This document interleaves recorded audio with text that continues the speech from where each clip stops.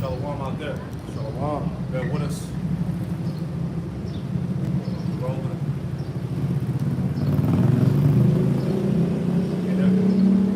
All right, hey, Shalom. Shalom. Hey, GMS Charlotte. Back at you with another live camp.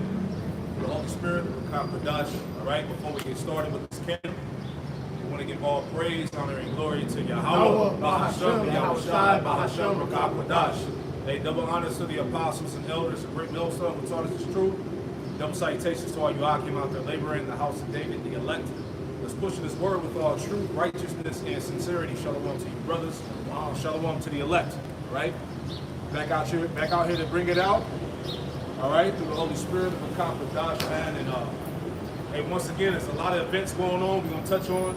Hold that 2 Ezra 16 too about the sorrows on every side, because hey, as we inch closer to the end, the Lord is continuously plaguing Babylon, man.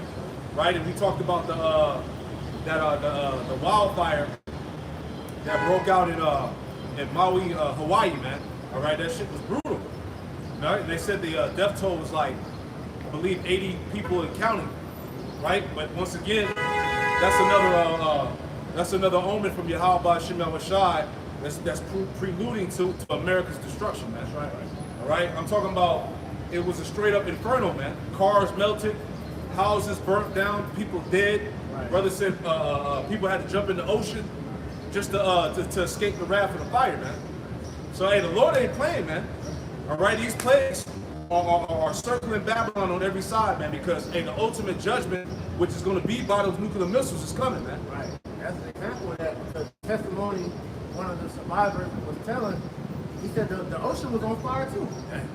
He said it was a tornado of ash that would pretty much, go into the ocean to where the ocean was layered with ash and the fire was on top of the ash. That's crazy. He had to jump through the fire to get into the water and then swim to where the Coast Guard was pretty much, going around picking people out of the water. Yeah. So that's how you know Yahweh Ba'Shem Yahushai is making moves, man. Yeah. That's the Lord, man. But you ain't concerned about that, because all you need to care about is that fucking Montgomery ball, man. Yeah. Jake looking for the win, Right. for the victory, man. Right? The victory is going to come when Yahweh Shah delivers the elect, man, and sets this place on fire, man. Right? We're going to get into that in a minute. Let me get this real fast. It's Isaiah 29. Isaiah 29:6, it says, "Thou shalt be visited of the Lord, Yahweh Ba'Shem Yahushai, of hosts with thunder and with earthquake, and great noise, with storm and tempest, and the flame of devouring fire," man. Okay, so this is not the only incident that happened throughout America where shit was burnt up, right? You got the shit going on in Hawaii now. Then you had all those wildfires across California that was burning down the trees out there and whatnot. So the Lord is literally showing America what He's about to do ultimately to this place, man.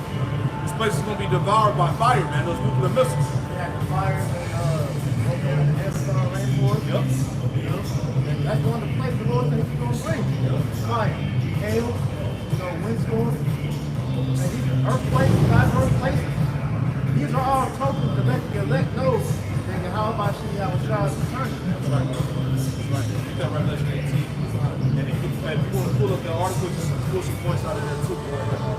Revelation 18:1. And after these things, I saw another angel come down from heaven, That's right. having great power, and the earth was lightened with his glory.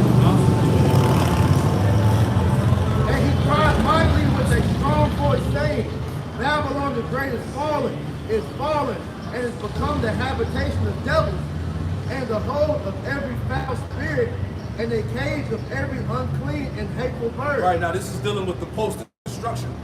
All right? What this prophecy is getting into, this is getting into the aftermath of the destruction of Babylon. Real quick, you go to Isaiah 34 and get 9 through 14. All right?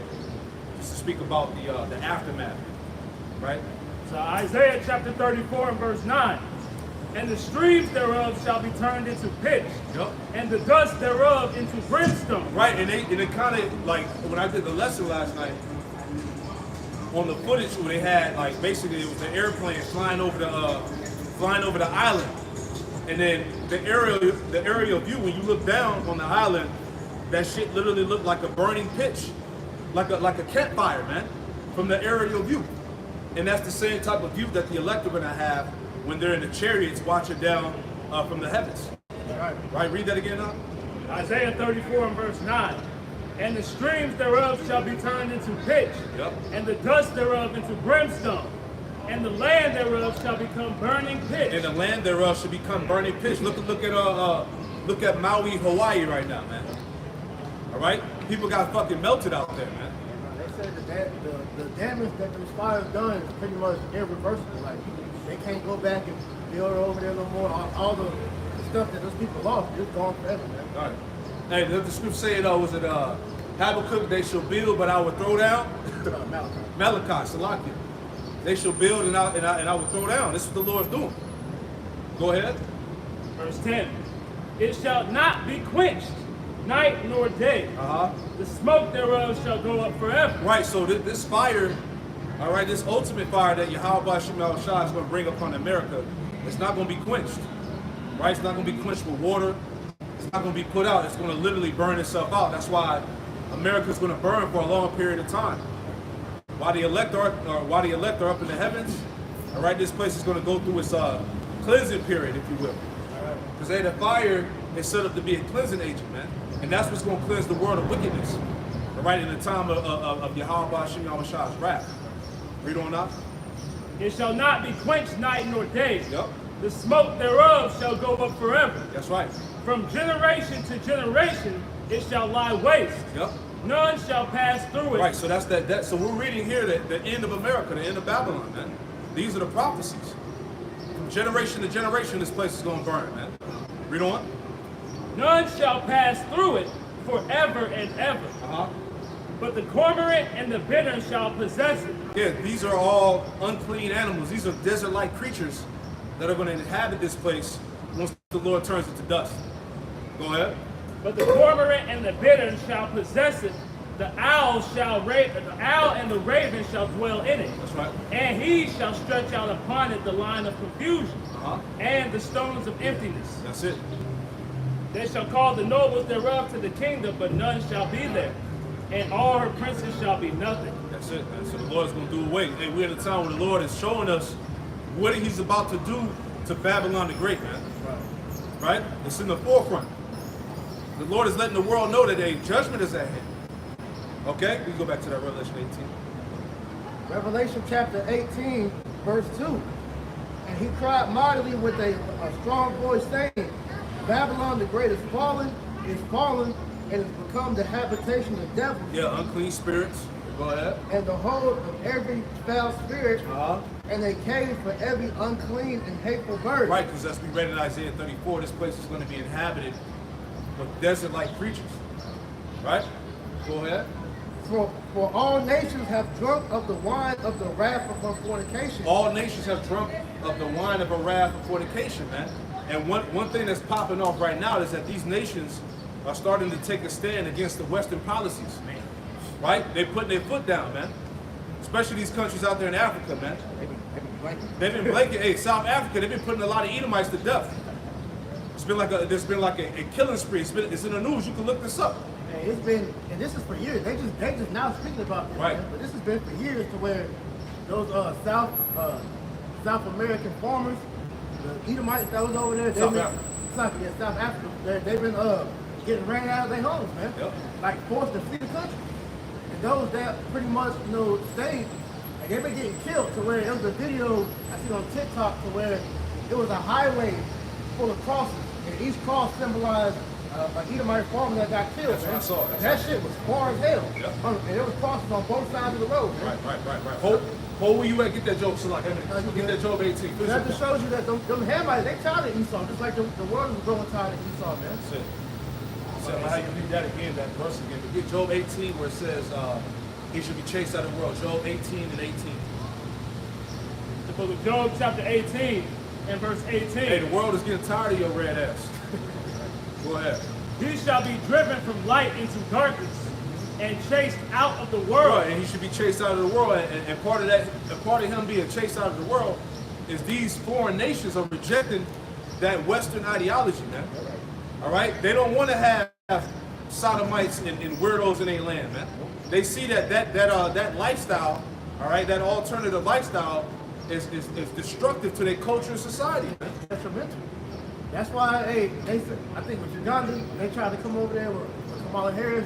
They was like, look, if you a homo, you get put to death. We ain't playing that shit over here. Exactly. And since then, Uganda's been looked at as a problem, you know, to in the eyes of the American media, man. Yeah.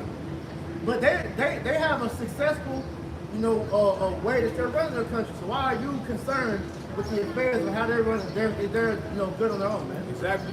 Like what's the other country? Zambia. I forgot the Jake name. I just did a lesson on that.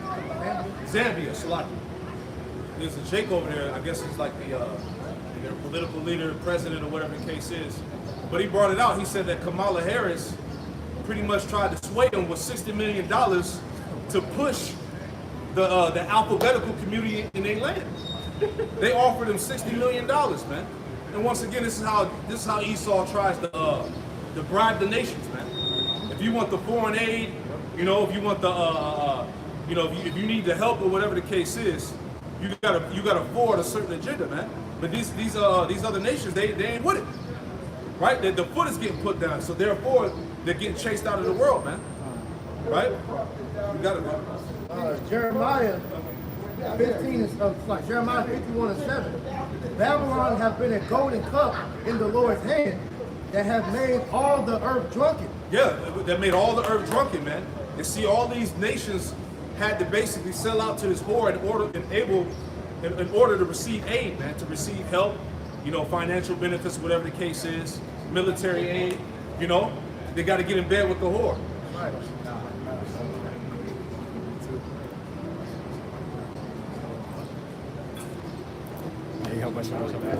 Jeremiah 51:7. Babylon have been a golden cup in the Lord's hand that made all the earth drunken. The nations are drunken of her wine, therefore the nations are mad. They're just, you know, feeding off of what Ashion was just saying, man. Like, the nations have taken apart of Esau's, you know, different policies, and they've seen that they haven't benefited from it, man. Yeah. Main point being, you know, this whole the U.S. dollar, man. Yeah. That's why everybody's ditching it and going with the you know, the new currency, man. Which the shit Russia and China setting up, you know, with the BRICS thing now. Yep. They said with the BRICS is what, 55 American dollars to one BRIC dollar. Yeah, exactly. You know, so everybody's saying like, look, man, fuck America. We tired of these damn devils, man. Yeah. You know? And the scripture saying in Obadiah that the nations have laid a wound under thee, man. Yeah. You know? Because them doing away with the petrodollar is hurting America. This is why we're about to see hyperinflation, you know, kick into where you're thinking that it's hard to live now, man. Right. As more countries begin to dump this damn dollar, but it's gonna get ridiculous out here. Man, it's gonna get worse. You ain't seen nothing yet, Jake. You think it's hard now to live day to day, right? And the pressure is about to mount. You know? That's it, man. You go back to that. Yeah, I'm gonna switch the camera. Get everybody in the shot. Back in Revelation chapter 18, verse 3, it says, all the nations have drunk of the wine of the wrath of her fornication, and the kings of the earth have committed fornication with her, and the merchants of the earth are waxed rich through the abundance of her delicacy. Right. And I heard another voice from heaven saying, come out of her, my people, that ye be not partakers of her sins, Yep. and that ye may receive none of her plagues. Yeah. So this is the voice of Yahweh Shai, man. As the elect get beamed up into the chariots of the world, ignorantly calls UFOs, UAPs, right? Because that's another thing too. And the chariots are terrorizing this U.S. government, man. That's right. Right? They have to declassify this information, man. These ain't no aliens, man. These ain't no fucking, you know, green little men with big black eyes, man. All right? These are the angels, man, of Yahweh Shai, man. Melanated beings, man. Yep. Dark-skinned, brolic men in these chariots, man. Right? That's the spirit. I did a lesson on that last night. Remember that video where brother used to go into? Norman Begbert? Norman Begbert. I did that lesson last night where he's describing the beings, Right. which is our brothers getting out them so-called UFOs, man. He said they stand 7 foot tall or taller, and it was black. And she was like, "What you mean black?" He was like, "They was black. They're very dark men getting out." those ships. And then that goes into the testimonies you hear from them Jakes over in Peru. They call them skinwalkers and face killers. Right. You know, which could be demons. Right. We don't know, directly what that is, whether it's, drones, whatever.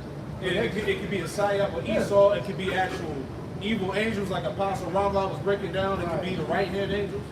But either way, it's the Lord putting in work. He said he was going to bring terror upon the enemy, man. I got a real brief article. This is off space.com. It says, the U.S. government is holding a historic UFO hearing today. Here's what's to watch.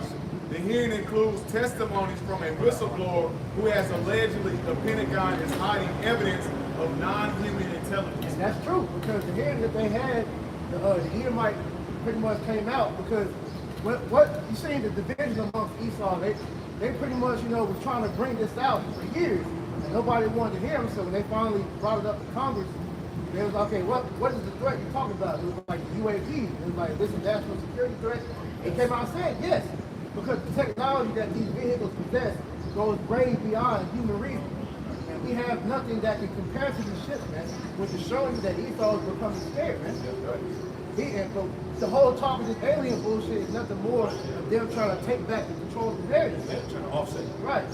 But they know that how about Shimei is perplexing them. And really, these angels are fucking with them. Exactly. And the Lord is literally toying with this devil, man. Because a majority of these sightings that's being reported, it says that these so-called UFOs, which are the chariots of the Lord, they're appearing over these heathen military bases. Yeah, and they're shutting down their nuclear weapons.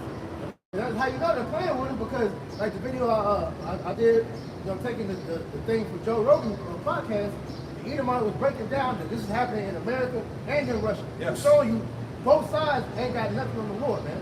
So he said the angel will go over the military base, activate the nuke to it. They're at the point of being ready to shoot off, and then it will shut them down. And he was like, well, pretty much that must be you call them aliens, man. That must be the aliens showing them that this is your greatest weapon. Hey, you through. And what was that term called about the flexion of power? What was the name of it? It's a show of force. Yeah, show of force. That's what it is. And the angels of Yahweh Shema Shah are showing their force against Esau military, man. And these heathen. Hey, like they said at the table, hey, they can't stop this type of technology. This technology is not of this world. See? Hey, once again, hey, are we not in spiritual Egypt? Yep. Hey, Egypt is being plagued all over again. Right? The Lord is about to come and visit you damn devils, man. Right? This is Amos chapter 9, verse 8. Behold, the eyes of the Lord power are upon the sinful kingdom. And what is the sinful kingdom? It's twofold. This is really dealing with the Israelites, right? But we can apply it to America, man. This is that sinful kingdom. Every way, every law is in contrary with the scriptures, man. Against the Lord. Read on. And it says, and I will destroy it from the face of the whole earth. This is what the Lord said. He's going to destroy the sinful kingdom from off the face of the whole earth. Right. This is why we're in the time of World War III. Right. If I can add to you, to show you that the Lord has been spotted out. This is why one of the reasons why the chariots are out here. All right, because during war, you have a term called reconnaissance. Yep. As it says, the eyes of the Lord, are in every place, beholding the good and the evil. So the Lord is really sending the angels out here to witness everything that's going on. And these devils are realizing that, look, these angels, they're pretty much everywhere. They're trying to fight against them, like the video they had over the Israelites trying to shoot the chariot out the sky and it's flying through like a Atari, Yeah. So they're saying that, look, man, we're being invaded. Exactly. That's why they're just coming out and telling you that, look, aliens are real. Right. They're telling you aliens are real, but we know that the aliens are really the angels. Like the guy, the Edomite Tucker Carlson from Fox News. Right. Before they fired him. Hey, because Tucker Carlson used to bring out a lot of heavy shit. He was going in. He was bringing a lot of stuff out that your normal mainstream news wouldn't bring out, right? But in this particular interview, right, in this particular interview, I forgot the name of the guy that he was dealing with in the interview, but he was saying that it's documented that Russian and Chinese pilots that chased down these UFOs were put to death. You see what I'm saying? So this is the power of the Lord, man. And the Lord is allowing his power to be seen. See that? See what I'm saying? But that's the time we in. The Lord is literally showing his power. Right? Hey, you don't think God exists? Well, you about to find out in the most horrific way. Right. see? You have some more in there? It says, saying that I will not utterly destroy the house of Jacob, said the Lord. Right, because the Lord left a remnant, man. He's going to preserve the elect out of the nation of Israel. You so-called Negroes, Latinos, Native Americans, and Hispanics. That's to preserve. The elect is going to be spared. All right? It says, for lo, I will command and I will sift the house of Israel among all nations. Yep. Like a corn is sifted in a sleeve. Yep. Yet shall not the least grain fall upon the earth. Right, so the elect is going to be preserved. It's going to be protected. Give me Jeremiah chapter 4. It's just Jeremiah 4 and 13. Right, woe to us for we are spoiled. Right. Whatever you do, I don't know what else. Yeah, that's what we stopped at. It's Jeremiah chapter 4 and verse 13. Behold, he shall come up as clouds. Yeah, behold, he shall come up with his clouds. The chariots are described in the scriptures, what the world calls UFOs, as clouds. Yep. Psalms 104, verse 2, it tells you that he rideth upon the wings of the wind. Right? This is how the angels move to and fro throughout the galaxy, throughout the atmosphere, man. Through the clouds. They disguise themselves as clouds. Read on. Behold, he shall come up as clouds, and his chariots shall be as a whirlwind. And his chariot shall be as a whirlwind. The whirlwind brings destruction. Go ahead. His horses are swifter than eagles. Right, it says his horses are swifter than eagles. That horse represents horsepower, man. Right, the capabilities of these so-called UFOs. They defy the laws of gravity, man. This is why the world's military can't do nothing against that. They're openly telling you on all these platforms, government officials coming out saying, like, look, this technology, we can't stop this thing. They don't have no idea where this is coming from. But the elites, right? Your so-called international bankers, your Illuminati's, the people that actually control the world, they know who these beings are, man. Right? We read that last part again? Jeremiah 4 and 13. Behold, he shall come up as clouds, and his chariot shall be as a whirlwind. His horses are swifter than eagles. His horses are swifter than eagles. Right? Go ahead. Woe unto us, for we are spoiled. Right. See, and this is the talk of the government right now. They're basically saying, woe unto us, for we are spoiled, man. There ain't nothing you can do against this, man. This is the power of the Lord, man. See, that's why they're doing everything to try to offset of what's going on, talking about they obtain technology from the UFOs from crashing, Area 51. all this, they captured some aliens and they took some biologics and all of that. That's all bullshit, man. Yeah. Right? You're not touching the angels of the Heavenly Father. Ain't no so-called UFO crashing. Yeah, come on, man. Get out of here. But like you said, that's Esau trying to take control of the narrative because people are starting to see that, look, what was being brought out in these scriptures is true. Yep. That's why there's a campaign on what? Censorship of truth. Misinformation, disinformation, man. Because the devil got to cover his ass. Yes. Right? All of his lies are starting, it ain't adding up. People are starting to wake up now. Yeah. You see that? Go ahead. This is James chapter 2, verse 19. Thou believest that there is one God. Thou doest well. The devils also believe and tremble. See that? Hey, the devils also believe and tremble. They know, hey, you claim to be an atheist, that's cool, right? But when the Lord and the angels show up on the scene, all that's gonna change. The devils also believe and tremble. They know what's up. Right? Your Rothschilds, your Rockefellers, all right, you people that hold authority in this world, they know what it is. This is why when you read Revelation, was the 6th chapter, how they're going to try to hide themselves in those bunkers underground, the caves and the rocks. Yeah, because all these rich elite, they got those multi-million-dollar bunkers under the earth, man. Because they're actually going to survive the nuclear destruction. You know, the hideouts under the earth, in the mountains, up in the mountains, under the ocean, right? The main movie that showed you that was the movie Kingsman, right? How they had a whole underground tunnel network under the earth. You see that? Even the movie that just came out with Jamie Foxx, They Clone Tyrone, right? The government, Esau said he was under the ground in the hood.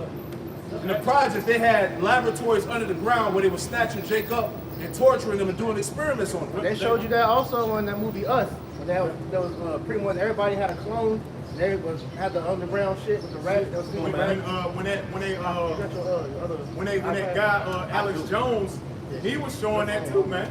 Alex Jones went down to the one of them government tunnels all the way down in Denver and was telling how them damn trucks can go all the way to Maine, man. Them tunnels been under America. It's just these everyday Americans, they don't know things like that because they go to their little football games and they're distracted to what's really going on in the world, man. They've been having them underground tunnels, man. Ain't nothing new under the sun with this devil, man. You want that Revelation 6? Yeah, you can pull it out. This is Revelation chapter 6 and verse, I start at verse 14 and read down. And the heaven departed as a scroll when it was rolled together. And this is talking about when the ICBM missiles that are shot up from Russia, China, Iran, and all these various nations that hate America, they're going to shoot ICBM missiles on America, man. This is what it's talking about. And it says, and the heaven departed as a scroll when it is rolled together, and every mountain and island was moved out of its place. Because why? The whole earth is going to shift, man. All the islands of the earth is going to shift, just like when the Lord flooded in the time of Noah, when he flooded the earth, when the earth was what? The earth started to move, as far as mountains was far on the west coast and on the east coast move, he's going to do the same thing again, man. There's nothing new under the sun. And it says, and the kings of the earth, and great men, and the rich men, and the chief captains, and the mighty men, and every bound man, and every free man, hid themselves in the dens and the rocks of the mountains, man. And that's what the elder brother Ashiar is speaking on, man. When this nuclear war goes off, when this pops off, you best believe your elites, your top generals, your captains, hey, they're gonna be hid in the dens of the earth, man. They're gonna be hid in some of these damn bunkers, some of these bunkers they got under space and things like that, in the caramels in the mountains, all these various places. They're gonna hide themselves, man. Let's keep going. And it says to the mountains and the rocks, fall upon us and hide us from the face of him that sit upon the throne and from the wrath of the Lamb. They're trying to hide from the one you call Jesus Christ, which his name is Yahushua, because he was a Hebrew. Because when Yahushua, that lamb, when he cracked them clouds, just like you watch Independence Day, where you think these damn these movie directors get that from? They get it from the Bible, man. When he cracked that cloud, every eye gonna see him, just like the scriptures say, man. And when he cracked that cloud, ain't no going back. And these elites in this society, they know that. And they're gonna hide themselves in the dens of the earth, man. Because they're gonna be very afraid, man. Let's keep going. They say. That's why the scriptures say they were sore afraid, and yet there was fight. You know? Because they know that they're gonna lose, man. That's why they have, their escape plans hashed out, while they send all these other peon military men, to go die in this World War III, man. They have them going to get ready to fight up against the angels, but they know they're going to lose. So that's like the brother is reading. They have these different hidden bases and bunkers to try to hide from the angels, but the Lord is going to fish them out, man. That's right. Hey, give me something right. This Revelation chapter 6, verse 17. For the great day of his wrath is come, and who shall be able to stand? That's what the elder brother said, like you just said, brother. Who can be able to stand when the Lord cracked them clouds? Nobody, man. If the Lord ain't suffered with you in the time of Jacob's trouble, when them ICBM missiles are shot off, you're going to die right here in Babylon the Great, man. Yeah. You're going to die in the lake of fire that your pastor don't bring out on Sunday. You're going to die in Babylon the Great, which is America, man. Thus said the scriptures, man. Let's get the scriptures on the chariots, man. On the so-called UFOs. Give me Zechariah, the 5th chapter. Read it loud. So Zechariah chapter 5 and verse 1. And this is going to give you a clear description of the so-called UFOs in the Bible, which are the chariots of the Lord, man. Keep going. Then I turned and lifted up my eyes, and looked, and behold, a flying robe. That's exactly what he did. He said, I turned and lifted up my eyes, and behold, a flying robe. That's in the Bible, man. Speaking on the so-called UFOs, man. Keep going. The chariots come in different shapes, forms, and sizes. So, the scroll that Zechariah seen, that was just one variation, like I showed you earlier. But the angels can disguise themselves in clouds. Yep. All right, they have what they call the tic tac, which is the first known recorded evidence of the so-called UFOs. It's different shapes, man. Yep. Some of them be like what, the triangle and things like that. One that looks like a circle. Yep. Got the oval joint. It's different shapes, man. Go ahead. Zechariah 5 and 1. Then I turned and lifted up mine eyes, and looked, and behold, a flying robe. And he said unto me, What seest thou? And I answered, I see a flying robe, the length thereof is 20 cubits, and the breadth thereof 10 cubits. Right. NLT, it gives you the modern day measurements, which is about 30 feet long and 15 feet wide. All right. So what Zechariah saw was a big chariot, but that's small compared to the chariot that could be big. Like the one example you had last year, where it was the hysteria. They said they found a chariot in outer space that was coming towards Earth that was about 25 times the size of Earth. You know, so they know that there's way bigger ships. That's why when you go into Revelation 1 and 7, it says, "Behold, he cometh with clouds, and every eye shall see him." Because when Yahweh shall return, it's going to be everybody on the planet is going to see him. It's going to cover up the sky. Everything's going to be black. Second Ezra 13 tell you that too.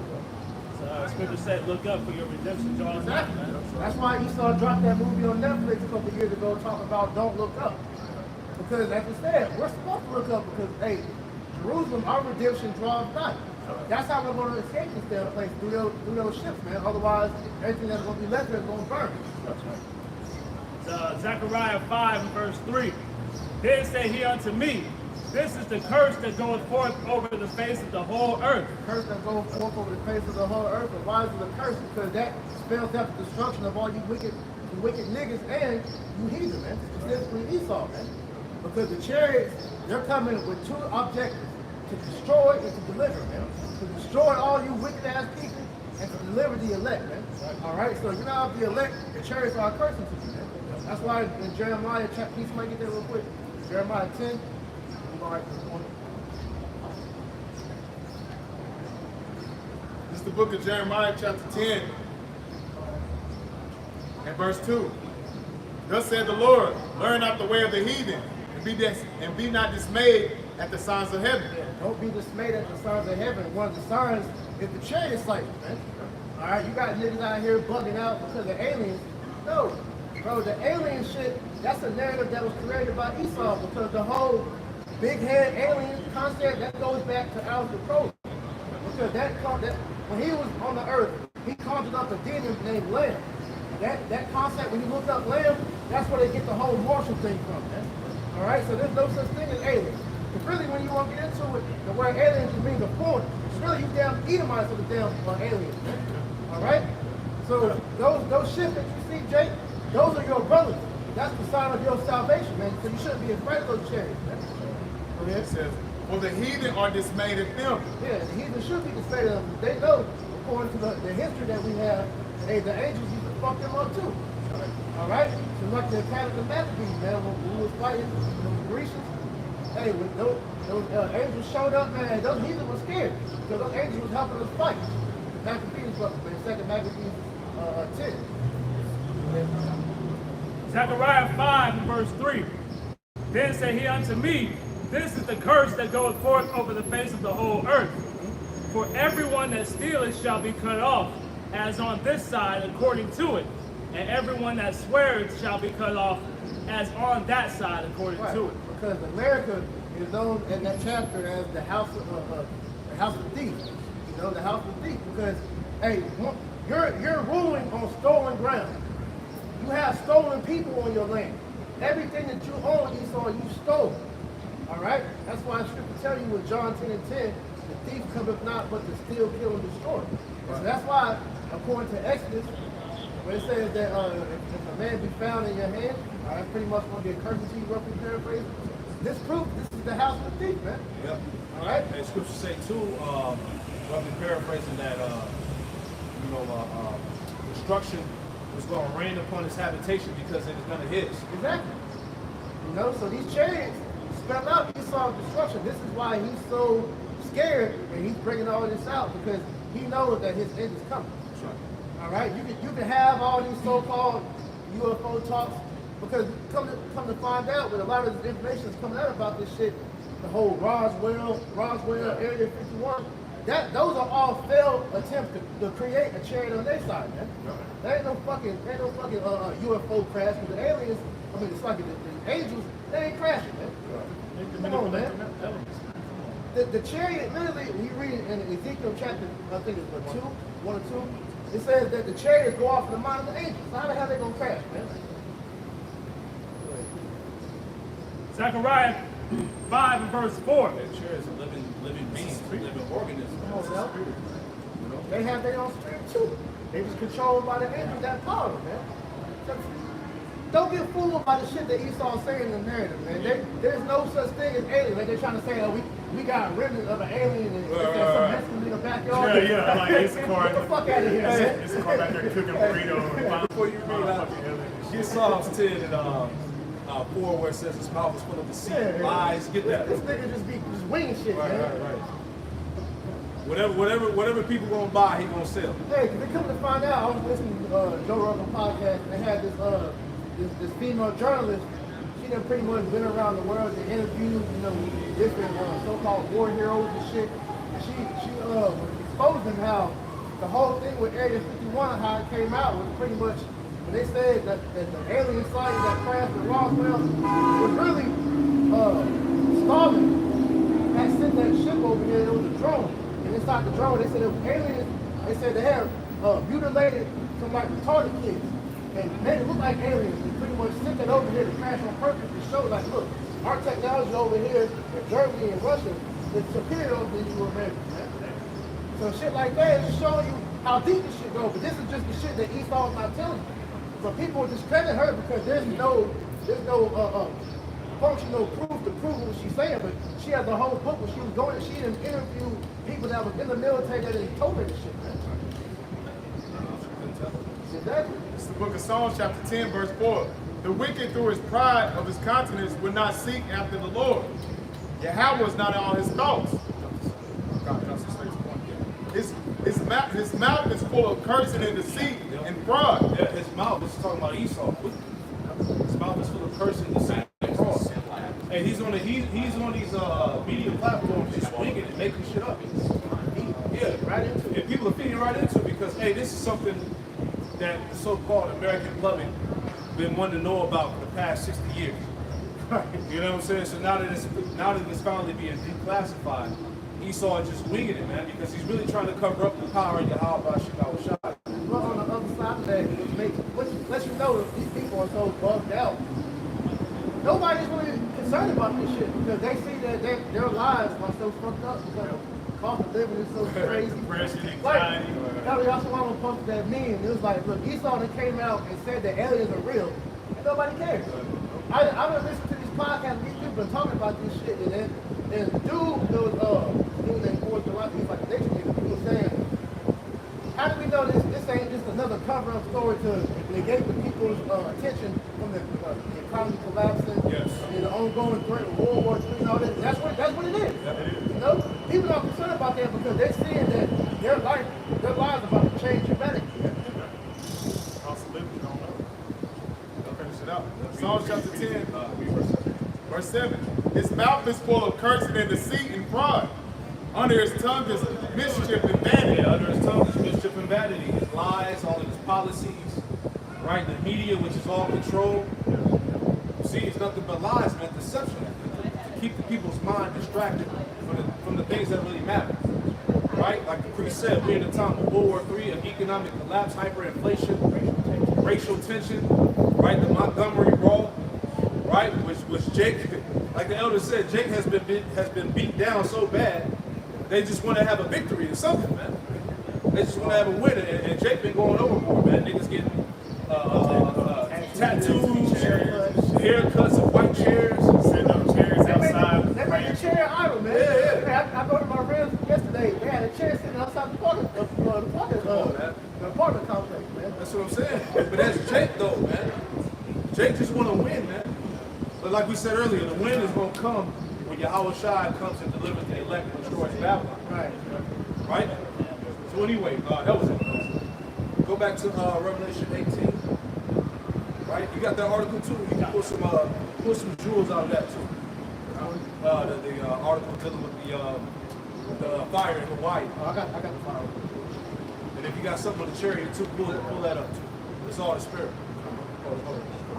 Alright, so Yeah, let's go load it. We just want to read a little bit of information, man. Because it's all spiritual. Yeah, and that's Esau using his fucking his weaponry, man. His weather modification. because there's been pictures showing that just like in California, it was a beam of light that was shot down from the heavens, and that's what caused the fire.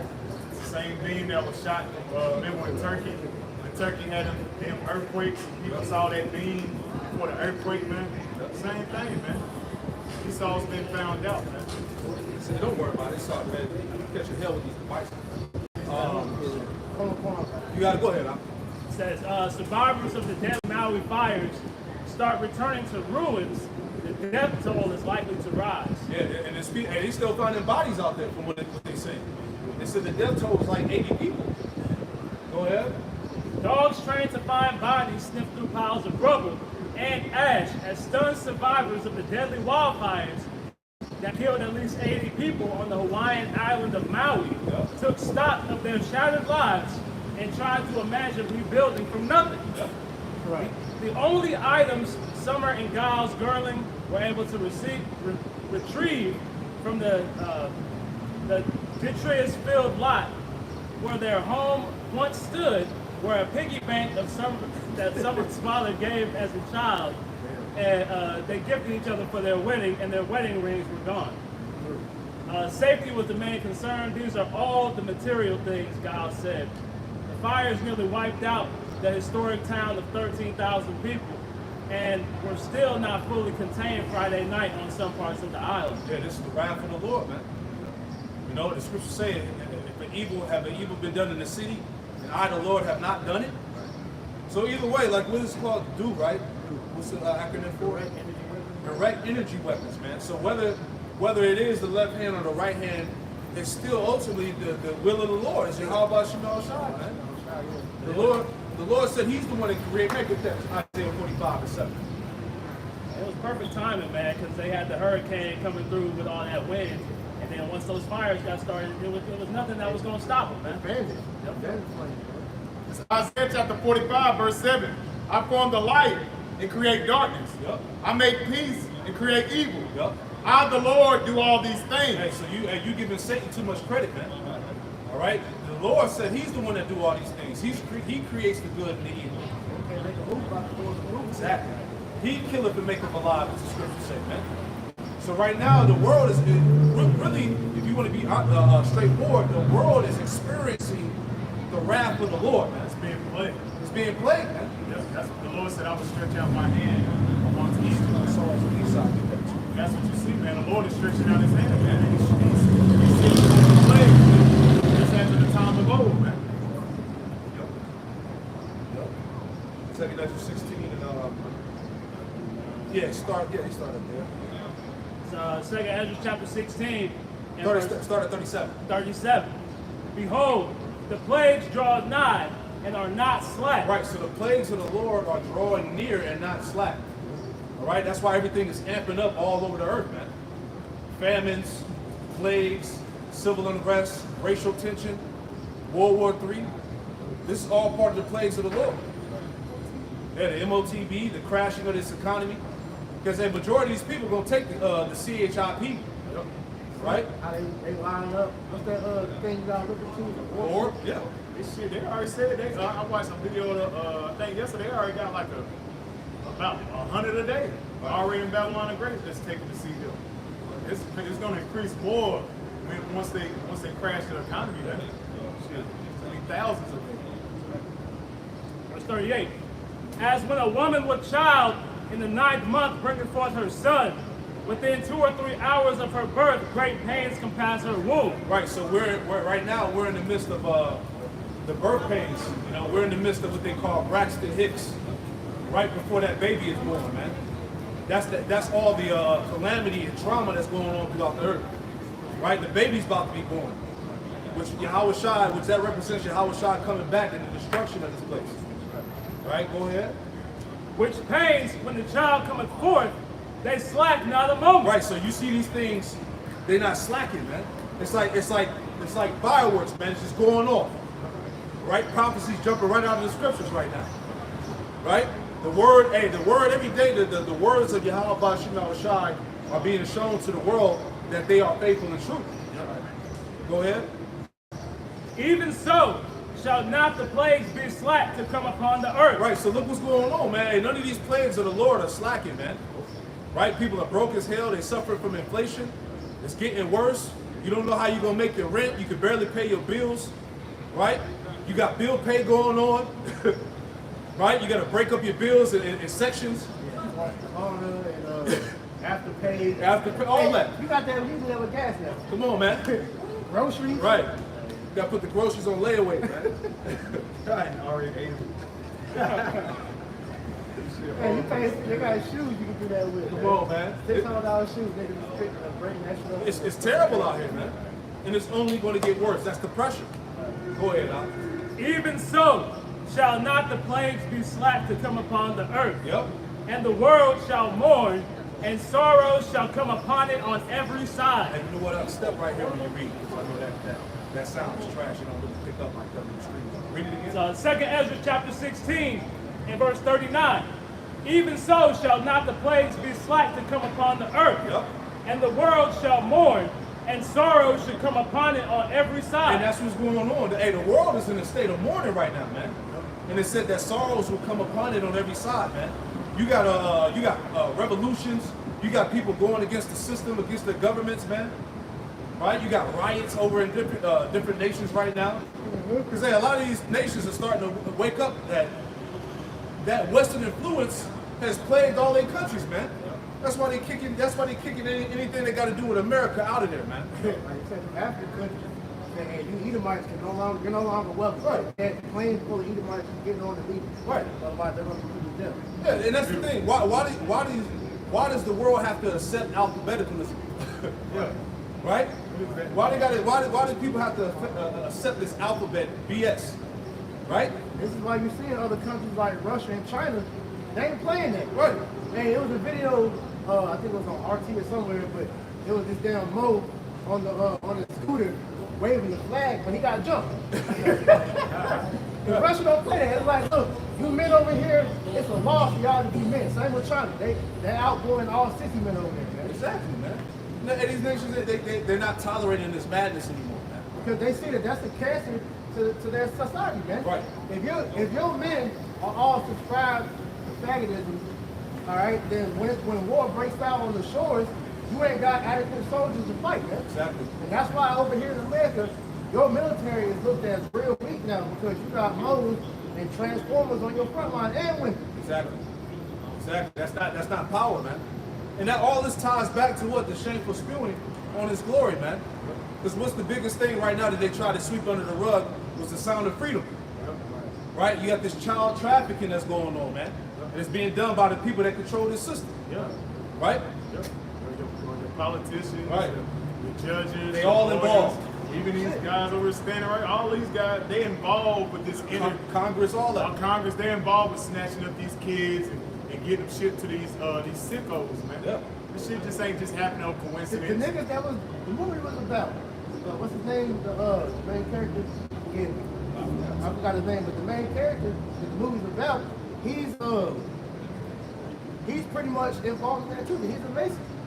You know, Trump, this all ploys to pretty much, don't be surprised, like that month I was just saying, when Trump come back out and pretty much try to say that, you know, they're putting a hold on this whole trafficking business, man. They're all insiders over there. Yeah, but what it is organized crime, man. Yeah.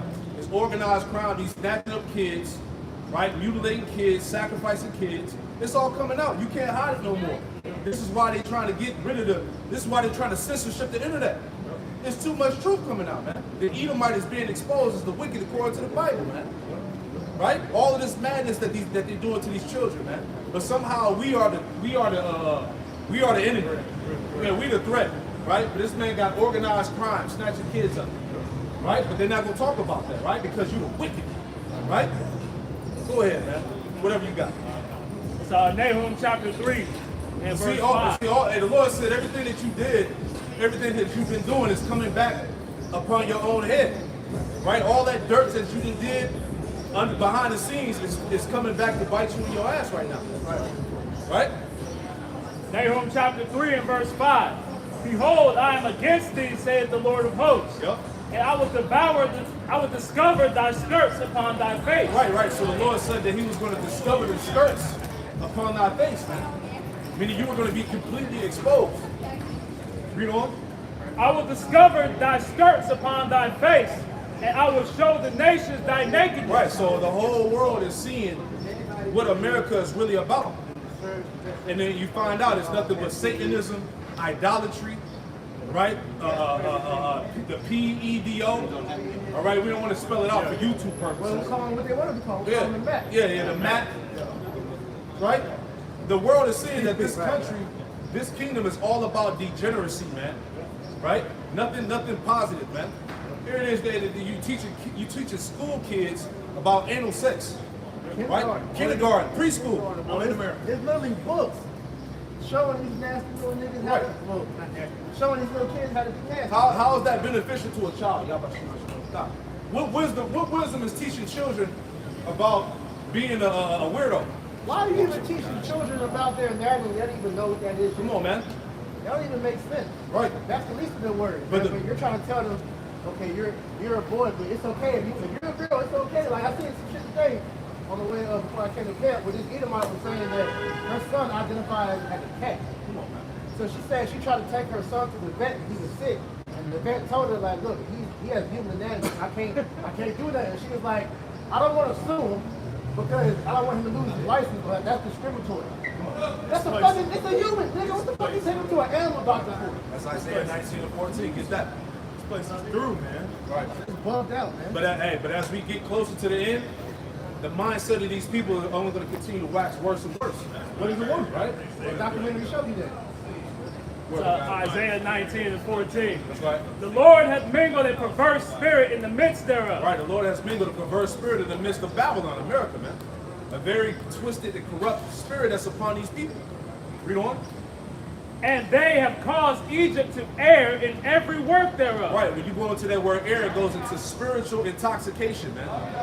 And that's being done through what? The wicked laws that are being pushed by the people that's in power. Right? The media. Because that's part of this devil's mouthpiece too.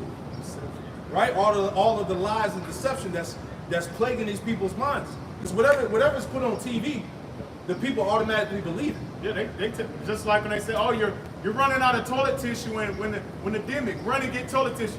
These damn fools went goddamn toilet tissue. Right. That was done like that on purpose because the TV is the medium that Esau used to push this shit. That's why when the TV first got introduced to the household, that Satanist Anton LaVey pretty much came out and said, hey, we thank you, the public, for allowing the TV to be in every room. Now we're able to have access to you wherever you are in your house. Oh man, this nigga he been going hard, man.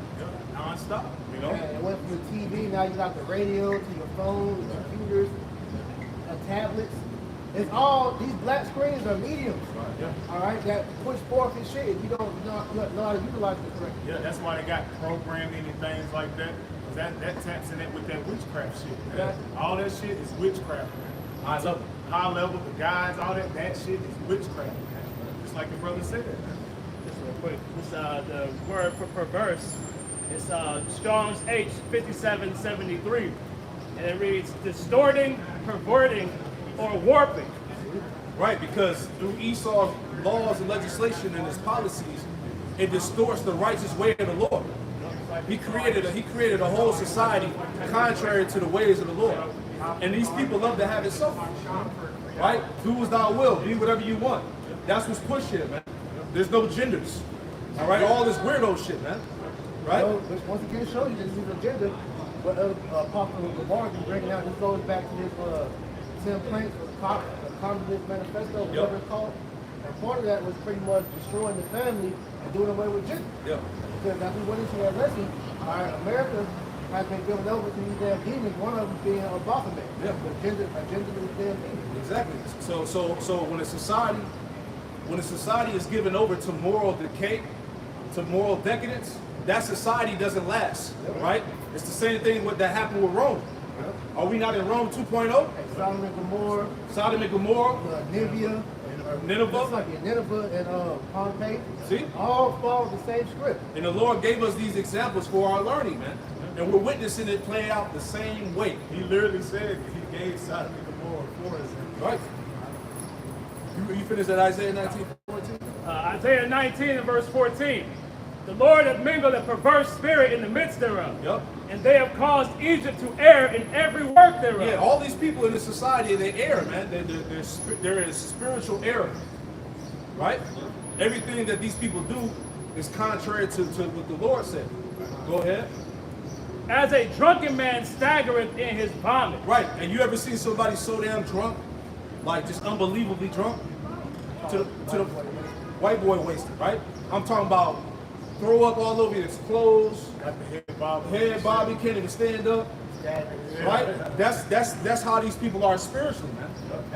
That Babylon juice, man, is potent. Yeah. It's heavy. That shit 100 proof. That's that Right. alcohol liquor. Right. That shit is pure alcohol. That's that gas station. Right. Man, that shit you gonna blow up. Come on, man. Drop a car with that shit. Go ahead. Any more now? That was it. This is 2 Peter chapter 2 verse 6, one of what we said earlier about the example. It says, "And turning the cities of Sodom and Gomorrah into ashes, condemn them with overthrow, making them an example unto those that after shall live ungodly."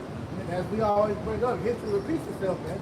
Every time society drifted towards this path, this lets us know that this society is about to collapse, man. And America is everything about America is letting you know that this place is done. All right, the society shows the credit service is gone, the mirth is gone. All right, the people are retarded. Everybody's nasty. You know, the food is not existent. We're eating GMO food. All right, we're being sprayed. We're not breathing nothing. We don't see nothing real no more, pretty much. Hey, This is really just all illusion, man. Alex Jones is right. This is really a prison plan. For real. Yeah, it's a prison planet and there's a war on your mind. Just like he says. Right. You know? Because it's a term called silent war. You know? Esau is about to make the silent war loud, very loud. And he's no longer hiding his agenda. That's why you're seeing the WEF stepping forward, telling the people what they're going to do. And like I said, nobody can dispute them because at the end of the day, who's going to stop them? Right, that's right. This is Micah chapter 2. Can I grab this? This is Luke chapter 8, verse 17. "For nothing secret that shall not be made manifest, neither anything hid that not shall be known and come abroad." It's like the brothers going into, man. All these secret agendas, all these things that this devil's doing is being made manifest into the public, man. But these people are so goddamn dumbed down, they can't see it, man. Here it is, they're telling you that the so-called UFOs is here. Here they're telling you that they're polluting your water, that they're changing the genders in the classroom. These people are dumb as hell. They still don't. They're not going to the streets and protesting about that. But they go to the streets and protest about can a woman, you know, yeah, shit like that, man. Showing you the mindset of these damn people are very, very low. The priorities are all jacked up. It's fucked up. Like I said, all thing that's on niggas' mind right now is that damn white chair from that Montgomery bar. Follow, but the scripture say, follow is in great dignity. Rich sit in low places. They putting that shit over what's really going on. Like the brother said, that priorities off. Hey, like the video on TikTok where you had a Jake trying to, you know, reel everybody back in. It's like, y'all concerned about the shit happening in Alabama. And China and Russia has been, they're on the coast of America. And niggas made a response to it talking about, man, I don't give a fuck about that. See? That's why niggas don't perish. That's all Jake care about is folly, man. Right? The hell with some goddamn white folding chair, man. That don't mean nothing. Right? That ain't no victory, man. And I knew in the spiritual because when the video came out on World Star, I already knew this shit was gonna go viral. And Jake went overboard with this shit. It was funny for like a day. Yes, yeah. It got played out. Niggas are doing too much, man. Right, you got all types of skits on the internet, reenacting the situation, right? All these dumbass, you know. Yeah, they got the window holding the chair and shit. You got the picture of, I like Malcolm X with the chair. Yeah, the window. It's always overboard with Jake when it comes to folly. Niggas play too much, man. That's Jake, man. It's silly. Big ass kids. Big ass. Like you said. Go ahead, now. It's Micah chapter 2. But it ain't gonna be funny when Esau responds though. Exactly. Hey, let's believe they seen all these videos. So when the Most High turned Esau up there, all that laughing shit can go out the window. Yeah, you claiming over that you acting like it's a victory. But don't forget, hey, these Edomites, they in the woods. They out there with their AR-15s training in the woods secretly. Right? Shooting at targets that got black faces on them. Hey, like the clip I used in the video we did yesterday, man, Esau perfected that sword to where right when you walk up, he can shoot you. Just barely, you wouldn't even know he's pulling the gun out. Right when you pull that, you already shot. Yeah, they got these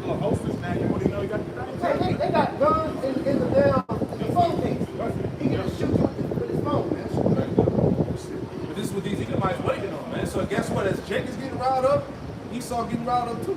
Hey, Jake, forget what happened during the Katrina when they were down there and that media blackout. They were getting money. He might self-deputizing himself and hunting niggas. This It's Mike, not for the game until it's not, man.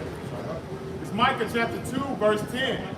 Arise ye and depart, for this is not your rest. Right, this ain't your rest, man. All right, the Lord is warning you, Jakes, that this land ain't your rest. This ain't your home sweet home, man. Shit ain't sweet here, man. Okay, Babylon was set up to be what? Your prison. This place is also regarded as the pit, the place without any truth and any justice. You was literally set here into a knowledge of offense. Right. And a lot of you niggas, you don't want to accept it. Right. This is why, like the brother just said, he turned Esau up, man. You niggas gonna see that, bro. You gonna see them fucking horns for real, man. They gonna be mutilating you in front of your goddamn kids, man. Especially them damn troops. When they got these troops come over here, they gonna show you they hate you fucking nigga like teenage Americans, man. Keep going. Micah chapter 2, verse 10. Arise ye and depart, for this is not your rest, because it is polluted. It shall destroy you even with a sword destruction. Everything about this land is polluted, man. It's defiled. It's contrary to the laws of the Most High, man. Okay? It would destroy you even with a sword destruction. This is why the Lord is telling our people to detach from the Western mindset, from the Western way. Right? It's not conducive. It's not beneficial for you, man. When you gonna realize that?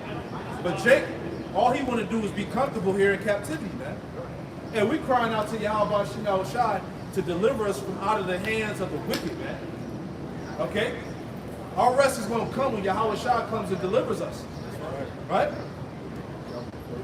Amos chapter 6, verse 1. Woe to them that are at ease in Zion, and trust in the mountains of Samaria, which are named the chief of the nations. Right, which could be tied to America. Because America is regarded as the chief of nations. America is the nation where all nations across the world get their influence from. But it said, woe unto you, read it again? Woe to them that are at ease in Zion. It said, woe unto them that are at ease in Zion, man. Pull that word up for ease real quick. Because the Lord is talking directly to you Israelites, to you Jakes, man. So-called Negroes, Latinos, Native Americans, Hispanics. He said, woe unto you that are at ease, man. This ain't time to be comfortable, man. Right? And you got racial tension brewing. You got civil wars brewing, man. Right? You're talking about a time of martial law, a time of civil unrest, man. Lawlessness in the streets, okay? Wait till they crash this dollar when you can't use paper currency no more. People are going to lose their goddamn minds, man. But that's all Bible prophecy. That's what Esau been waiting on. They can't wait to use that Glock 9. Oh, man. They can't wait to use that AR-15. Hey, Esau got a vault of guns in his bedroom, man, under his basement and shit. Yeah, they was running out of bullets, man. Hey, your woman just sent me a video earlier where you had this Edomite, he titled his little short talking about apocalypse ready. This nigga had a fucking suitcase full of guns. Yes. There was a flamethrower in there. Yes. Hey, he's talking about we getting busy out here. Hey, man. you got ex-cops, you got ex-military officials, all right?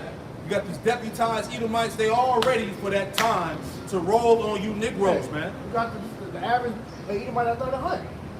Hey, Esau was a cunning hunter.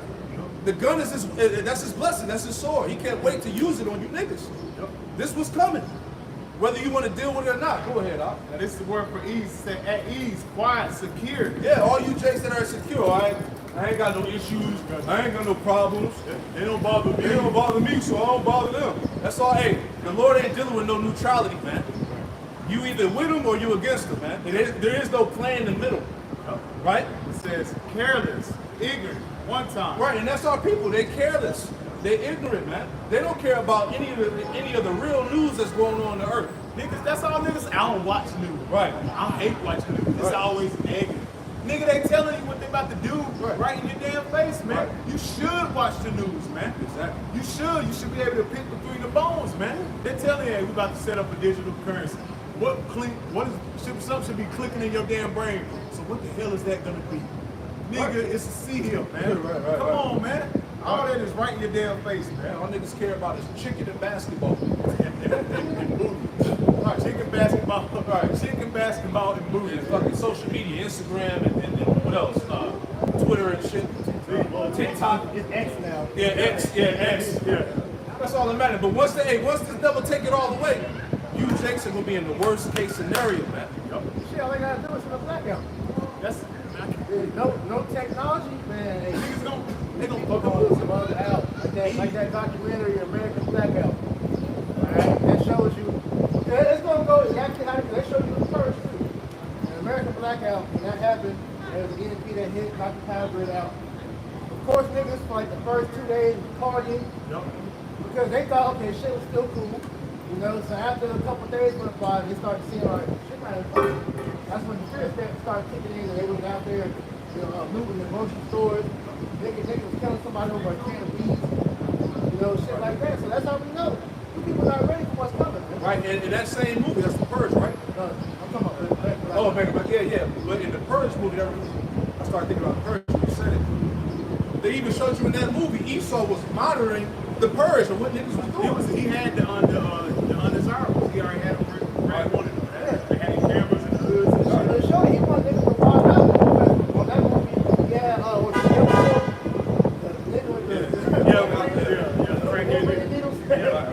He was going out killing. He was like, well, niggas ain't got enough. That's when they sent in the paratroopers. Yep. You know, they started blowing Jake down, man.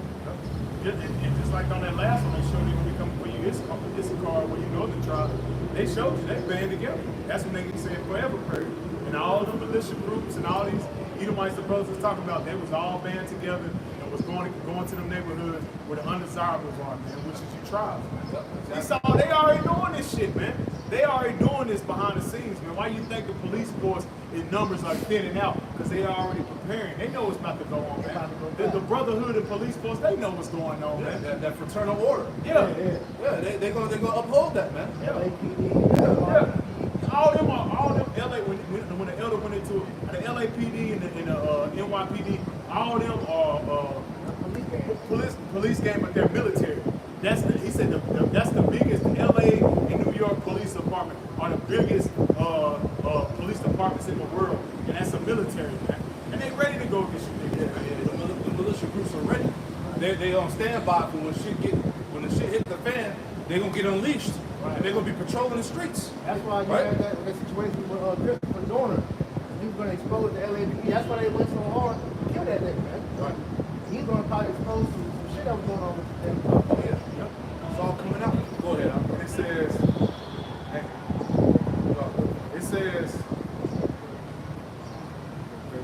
It says security, ignorance, one at ease. Yeah, that's Drake. All right, the majority of our people are at ease, man. They're not in they don't have heightened sense of urgency, man. Jake is just chilling, man. Right, but that's when the Lord add on to that. Go to Sirach 5. Give me that real quick. This is Sirach chapter 5, verse 7. Make no tarry to turn to the Lord, and put not off from day to day. All right, so this is a warning from the Lord. Make no tarrying to turn to the Lord. Right? You an Israelite, man. Right? Make no tarrying to turn to the Lord. This is the time we're supposed to repent and come back. So what are we're repenting to take part of the Lord's hedge covering when this thing goes down, man. Because hey, you can have all the guns in the world, that still ain't gonna save you. You can have all this food stocked up. You can be the ultimate doomsday prepper. But if you ain't got the Lord, you finished out here. Man. You only got 2 arms. How you gonna shoot all them damn guns? Right. You got 2 arms. Right. You going to hold some of the We got them. Niggas think they Rambo, though. Niggas think they gonna be Rambo. That's what they think. With the long ass bullet trail and shit. Rambo was a movie. Yeah, that's real, man. Real, nigga. They gonna send 2 niggas from the hood to fuck that shit up, man. Right. Damn, man. Sirach chapter 5, verse 7. Make no tarry to turn to the Lord, and put not off from day to day. Man, stop putting this off, man. All right? And we come into a time where, look, we're not going to be out here, man. They about to pass laws and legislations to get us off the street. They're already doing this on the internet. Right? It's called media censorship. So it's called social media censorship. Right. And it says, for suddenly shall the wrath of the Lord come forth, in thy security thou shalt be destroyed. Right. And perish in the day of vengeance. Right, so the Lord said in thy security you're going to be destroyed and you're going to die in the day of vengeance, man. Because you Israelites didn't take heed to the message, man. Right? You didn't take heed to the words of the prophets, man. So when you try to seek out the Lord when this goes down, it's going to be too late. The Lord said he was going to laugh at your calamity. He's going to mock you when your fear comes, man. Right? Hey, the Lord ain't on CPT time, man. You know? We on his time, man. We're supposed to be seeking him early in our youth, as the scriptures tell us, man. And that's talking about in these times right now, before the evil days come not, as the scriptures say, man. You see? That was it on that. What you got? You got something? Yeah, hold on real quick. Tobit chapter 4 and verse 15. Salaki, get that Isaiah 10. Hold on, I gotta come out. Isaiah chapter 10, I'm going to start at verse 5. Yep. Oh, Assyrian, the rod of my anger. Right, Assyrian, the rod of my anger. And Esau is the modern day Assyrian. He's the king of the land. Go ahead. It says, the rod of my anger and the staff in their hand is my indignation. Right, so the Lord said that in their staff in their hand is mine indignation. Yep. So the wrath of the Assyrian, the power, is really the power of the Lord, which is being exercised through him. Yep. Go ahead. It says, I will send him against a hypocritical nation. Right, so the Lord said, I'm going to send the Assyrian, which is the Edomite. The modern day Assyrian is the Edomite. He said, I'm going to send him against a hypocritical nation. That's you tribes, man. You Israelites. Read on. And against the people of my wrath will I give him a charge. Right, so against the people of my wrath, the Lord said, he was going to give the Assyrian a charge, meaning he was going to give the Assyrian the green light. He was going to give him the charge to what? To read on. It says, to take the spoil and to take the prey, right, and to tread them down like the mire of the street. Right, so he's going to give the Assyrian the charge to start treading you Jakes down as the mire in the streets. He's going to give Esau the green light to start getting busy on Jacob. Right? The hell with some white chair victory, so-called. You better be prepared for what's getting ready to happen here, man. He about to, hey, the Lord, Yahweh Shemah is about to unleash his sword. Yeah, get that. So Psalm 17 and verse 13. Arise, O Lord, disappoint him, cast him down, deliver my soul from the wicked, which is thy sword. Deliver my soul from the wicked, which is thy sword. Esau is the left hand of the Most High. He's the whipping stick of the Most High, man. Right? And he's about to unleash him to perform his wrath upon 2/3 of Jacob. See, these judgments that we read in the scriptures, this is for the wicked of our people, man. This is for 2/3, man. Lord willing, hey, we be covered. That's why we out here doing this work. Right?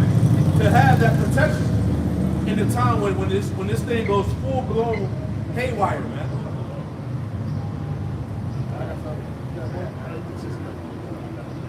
So Psalm 37 and verse 32. The wicked watcheth the righteous and seeketh to slay him. So as the elder and the brothers are going into, man. Esau's whole MO is to destroy Israelites, man. Right? So when they finally get taken off that chain, man, when the Lord lets that dog loose, it's going to be all hell on Jake, man. And if you ain't prepared yourself in the spirit, then you're going to fall victim to whatever these devils have planned for you. That's right. This is Ezekiel chapter 21, verse 7. Again, the word of the Lord came unto me, saying, Son of man, prophesy and say, Thus says the Lord, say, a sword is sharpened and also furbished. Yep. And that sword, all right, one of the variations of that sword is Esau. All right, the main sword being the ICBM nuclear missile. Before we get to that point, all right, the Lord's going to unleash Esau, all right, to pretty much, let loose on you 2/3, man. It says, it is sharpened to make a sore slaughter. It's fervent that it may glitter. Should we then make mirth? It continueth the rod of my son as every tree. All right, it says, should we then make mirth? So no. The answer to that is no. So why you niggas out here celebrating a fucking chair, man? All right? The Most High is setting up to come down upon you niggas, man. All right? So yeah, it's some good that happened amongst that. It was good to see our people begin to rise up against Esau and come together. But like we said, that's not the victory, man. The end all be all. Right. That's a small little W in the grand scheme of things. Right. A very small W. Because like the elder Colossus about the Vegas, listen, we still behind enemy lines, man. Exactly. All right? Hey, you ain't got over on Esau yet, man. So you shouldn't be celebrating like you did. Last verse, it says, He has given it to be furbished, that it may be handled. This sword is sharpened, and it is furbished to give it into the hand of the slayer. But Esau is that slayer, man. He about to get busy on Jake, man. This is why we're telling you, you need to repent. because Yahweh Hashem Yahushua is going to be the only way to escape Esau's question, man. This ain't our fight, man. Huh? It's the Lord's fight, man. We got to wait on him. It's Ezekiel chapter 7, verse 5. Thus said the Lord power, and evil, and only evil, behold, is come. Only an evil, man. It's about to get real out here, man. Society is about to change. Your daily comfort's about to change, man. Go ahead. Verse 6. An end is come. The end is come. See, people laughing about it, but when it hits, you're going to be crying. Hey, woe unto you that laugh now. You're going to cry later, man. Just like when they asked stuck in that damn house crying when that damn when that thing was going around, they couldn't go outside, man.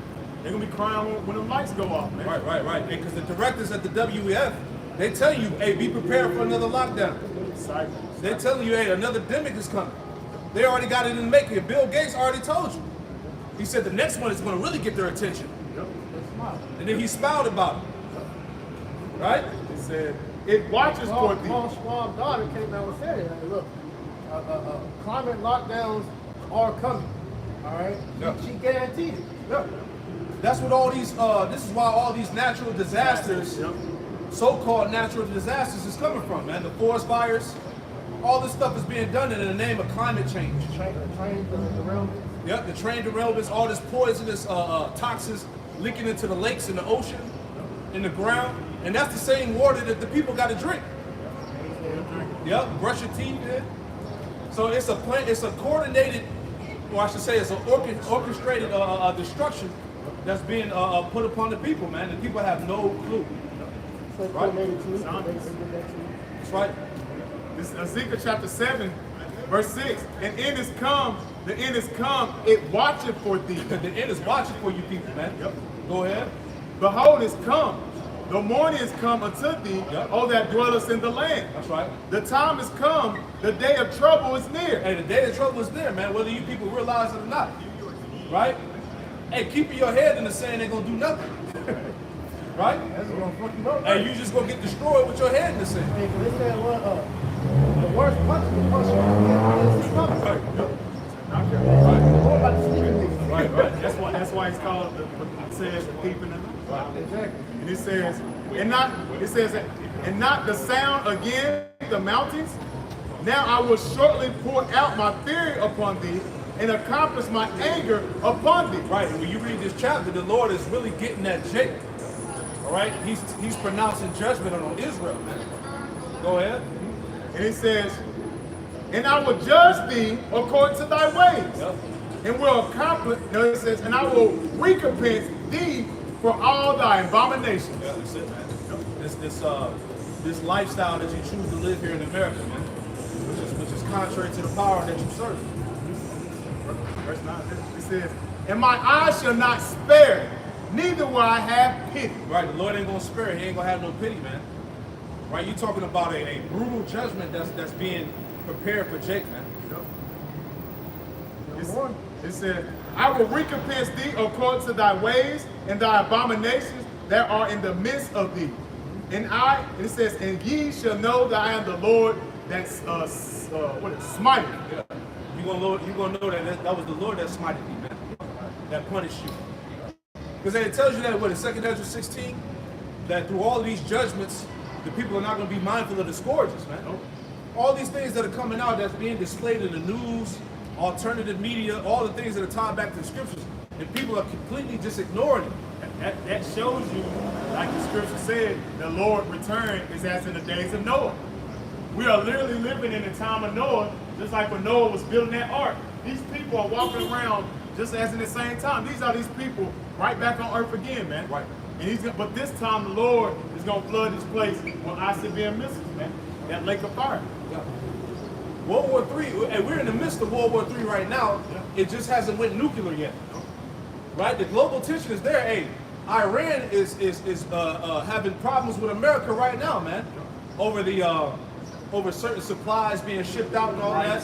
Rice, you know, there's attacks going on over there in the region of Saudi Arabia and whatnot, Iran. So eventually that's going to spill over because, hey, guess what? Iran is allies with Russia. Just like America is allies with Israel, man. Hey, the least of the flock should draw them out. So Israel is going to pull America into World War III. And then on top of that, you got all these African countries making alliances with Russia right now, man. Right? And they're being supplied with military aid and guns. That's why Biden just gave Ukraine, or I'm sorry, Taiwan, military aid of like $340 million. Right? They just gave Ukraine a couple months ago a $400 million package of military weapons and tanks, because hey, it's all being brought out there that America is funding that war in Ukraine right now, man. Yeah, but you dumbass people, you don't think that's strategies of war? Come on, man. You don't think that America, if I'm giving you money to fight against your enemy, that means I am with the war, man. I'm part of this war. I'm supporting it, man. But these dumbass people, I'm an ally. But these dumbass people, they don't consider it like that. Right, man. And that's all your tax-paying money too. Yeah. All your taxes is going to what? To fund this World War III to ultimately destroy you. Yep. Right? Because if America's supposed to be broke, where the hell are they getting all this money from? Just punching buttons. How the hell you just pulling $400 million out of your ass? Where is it coming from? I thought America's broke, you know. You ain't got no money to feed the poor, to fix your cities, right? But you got money. You got billions of dollars to give to foreign aid and shit, man. Make it make sense, right? Somebody needs to explain it. You know? Go ahead. That was your point. What's up with that? The spirit moving right now. Just go back to Yeah, go back to that. Revelation chapter 18, verse 3. For all nations have drunk of the wine of the wrath of her fornication. Yep. And the kings of the earth have committed fornication with her. Right, so these other nations, in order to receive military aid and to receive economic assistance, they got to sell out. All right, you got to sell out the nation. They got to basically lose their integrity. They got to take the oath, man. You got to get in bed with the whore. You got to promote feminism. You got to promote the LGBT XYZ. You got to over-sexualize your women. Exactly, man. You got to do all that in order for them to get the benefits, man. Right? So that's how these kings became drunk through a fornication. You got to push democracy. You know? Go ahead, Al. And it says, and the merchants of the earth are waxed rich through her abundance of her delicacy. Right, so this is how these nations get rich. You got to sell out, man. Go ahead. And I heard another voice from heaven saying, come out of her, my people, that ye be not partakers of her sins, and that ye receive none of her plagues. Right, that's the voice of the Lord, Yahweh Shah, man. Come out of her, my people. That's the elect getting beamed up into the chariots, man. Right, as that destruction begins to hit the earth. Go ahead. For her sins have reached us to heaven, and Yahweh have remembered her iniquity. Right, so the sins of America, Babylon the Great, have reached unto the heavens, right? And it says the Lord has remembered her iniquities, man. The scriptures also tell us in Ecclesiastes, 3:15, that the Lord requires which is past. The Lord didn't forget anything, all right, from about America's inception, man. Because this place was founded upon what? Satanism, Freemasonry, genocide, the slavery of the so-called Negroes, Latino, Native Americans, Hispanics, drug trafficking, right? That's how this place makes money. Right? It's polluted, man. Hey, this is how you know it's messed up. Hey, they strike the video on YouTube, but you can look this up on your own time. America generates $10 billion off of child sex trafficking, man. Right? It's big business. And here in Charlotte, North Carolina, is one of the main hubs for that, man. Right. You know? So you think Jeffrey Epstein, that was just one of many islands, man. Right? That's just one of the players. Right. That's just one of the guys that they had to use. He was the escape. fallout guy. He was the fall guy. Right. That's like a local drug dealer. Yeah. It's like Tyrone He getting had caught. to take the fall. Yeah, but Ray, you know, Right. we got Ray poo-pooing out. They ain't getting caught, And man. the big fish, that's the elite. Right. Yeah. They're the ones, that's the true kingpins of this whole operation. Come on, man. You ain't fooling nobody, man. It's all coming out, man. And the Lord said everything that would be hidden would eventually come to light. That's why we at the end of this society. Those stones being left unturned. Come on, man. This shit about to go down in epic proportions, man. Go ahead. It says, Revelation chapter 18, verse 6. We roared her at even It says, reward her even as she had rewarded you, Go next slide. and double unto her according to her works. Read it again. It's in Revelation chapter 18, verse 6. Reward her even as she rewarded you. Yep. And double unto her, double according to her works. Right, so reward her even as she has rewarded you, and give her double according to her works. So how did America reward the so-called Negro, Latino, Native American, and Hispanic? Right? With hardcore slavery, man. With genocide, all right? With oppressive laws that were set up to benefit the so-called white man and not us. Redlining. Hey, this society is known as the pit, the trap house, right? Jake always talk about the trap. Well, this society is the trap, You can't get out. and you can't get out. The word system literally means pit, man. Right. You look that word up, man. Right, and when you also go further into it, it's also called the pit. Also goes back to the cistern pit, because any pit that didn't have water in it, the cistern that didn't have water, it was used as a pit to keep you locked away. They would throw your ass down into the pit, and you couldn't escape. And that's the society. Every law, every decree is set up to oppress these people on this side. Many pitfalls are set up here to destroy our people. We have the prison, through the prison pipeline. Right. Redlining, Taxes. debt. It's all trapped. Yeah. Here, man. Matter of fact, before you read on, go to James 5 and get that where it says the people crieth, the Lord of Sabaoth, you know what I'm talking about? The hirelings that reap down your fields, get that. James 5, I'm sorry, 1. Yep. Go to now, you rich men, weep and howl for your misery that shall come upon you. Right, so the scriptures is calling out the rich men. Who would be the rich men? The bankers. 1%. The 1%, the ones that control the resources, the military, the food. That's more than everything to themselves. Right, the Lord is calling them out. Go ahead. Your riches are corrupted, and your garments are moth-eaten. Right, the Lord said your riches are corrupted, man. Because a lot of the stuff that you gained was off of rape, robbery, and murder. Deceit. And also what? This dollar bill is not backed behind anything, man. There's no gold and silver standard. So the feds, they just pumping out paper currency that's meaningless, man. This is why, hey, hyperinflation is whooping everybody's ass right now, man. Right? Go ahead. Yeah, you also got shrinkflation too, man. Yep. Where Esau raising the prices of stuff, but the stuff is getting smaller. Exactly. I was in Walmart the other day, man. The family size box of cereal used to be big as shit. The family size is like a regular box now. Yeah. The regular box is probably like this big now, man. And then it's this big, but it's that much in there. Yeah, so you're paying more for half the product. This is some bullshit, man. Yeah, but that's why they've been pushing for people to eat less, man. You know, because they're like, look, you're spending all your money on food. Why don't you stop? You buy one box of cereal that's a regular size box for the family size price, and then, you know, that's how you're gonna feed your family for the day, man. You know, that's what the priest was saying, man. All this money, especially when they bring in that rich currency, you know, this hyperinflation is about to explode, man. Right, then you got student loan debt about to kick back in to people. So this is just letting us know that this shit is real. It says, verse 3, your gold and silver is cankered, and the rust of them shall be a witness against you, and shall eat your flesh as it were fire. You have reaped treasure together for the last days. Right, so the Lord is talking about the rich of this world. He said that you have heaped together treasure for the last days, man. So all that substance that you acquired off of usury and deceit, right? You're about to lose it all. See that? Go ahead.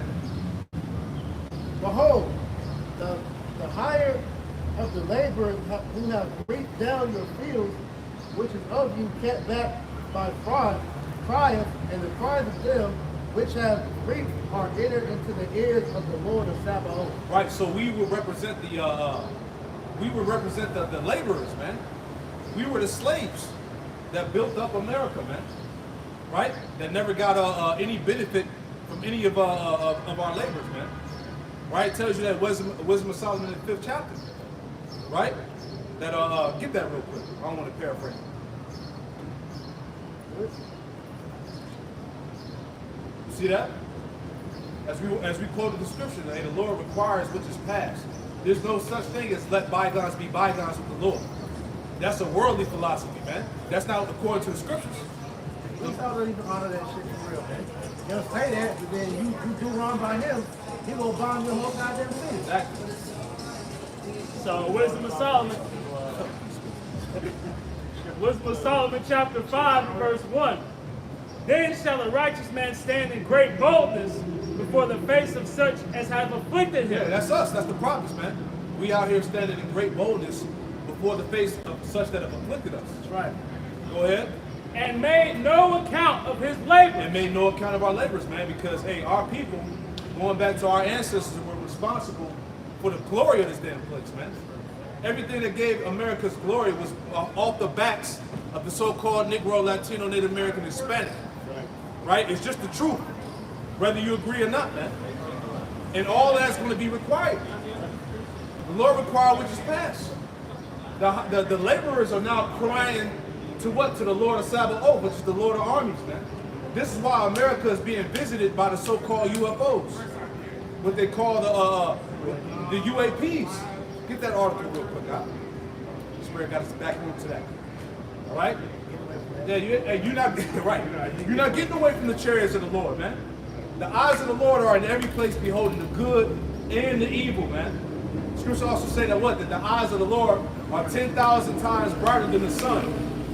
All right, beholding every way of man. Right? The eyes of the Lord run to and fro over the face of the planet. Come on, man. And it's funny because the area of the world that has the most charity sites is over here in America. And ever since 2019 on down to now, all has showed you that the charity sites have increased. Exactly. Let us know that this is about to happen. That's the spirit, right on top. It's off of Popular Science. It reads, UFO type sightings happen more often near military airspace. See that? That's the key right there. Read that louder. Read that again.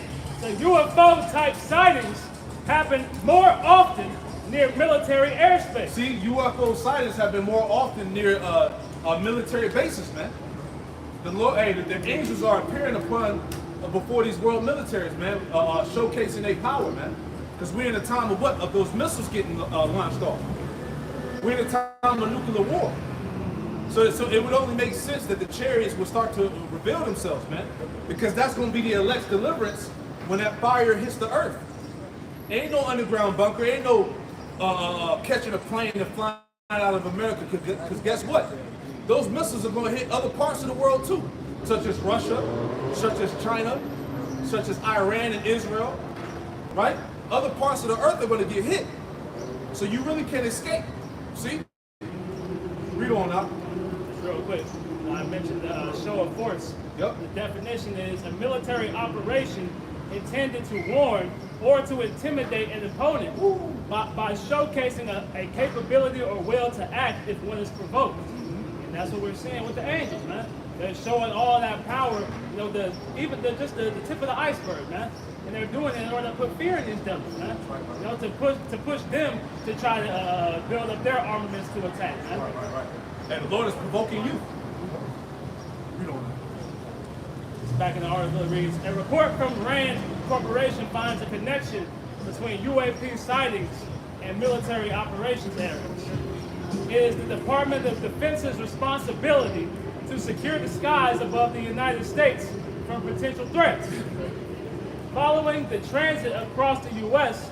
in February of a large balloon originating in China, the Air Force scrambled jets to shoot down new objects seen with more sensitive radar apertures, which, you know, they're going into, you know, more, infrared things of that nature. Because we can't see all the angels and all the chariots that come through, but the government is seeing it through, you know, their various,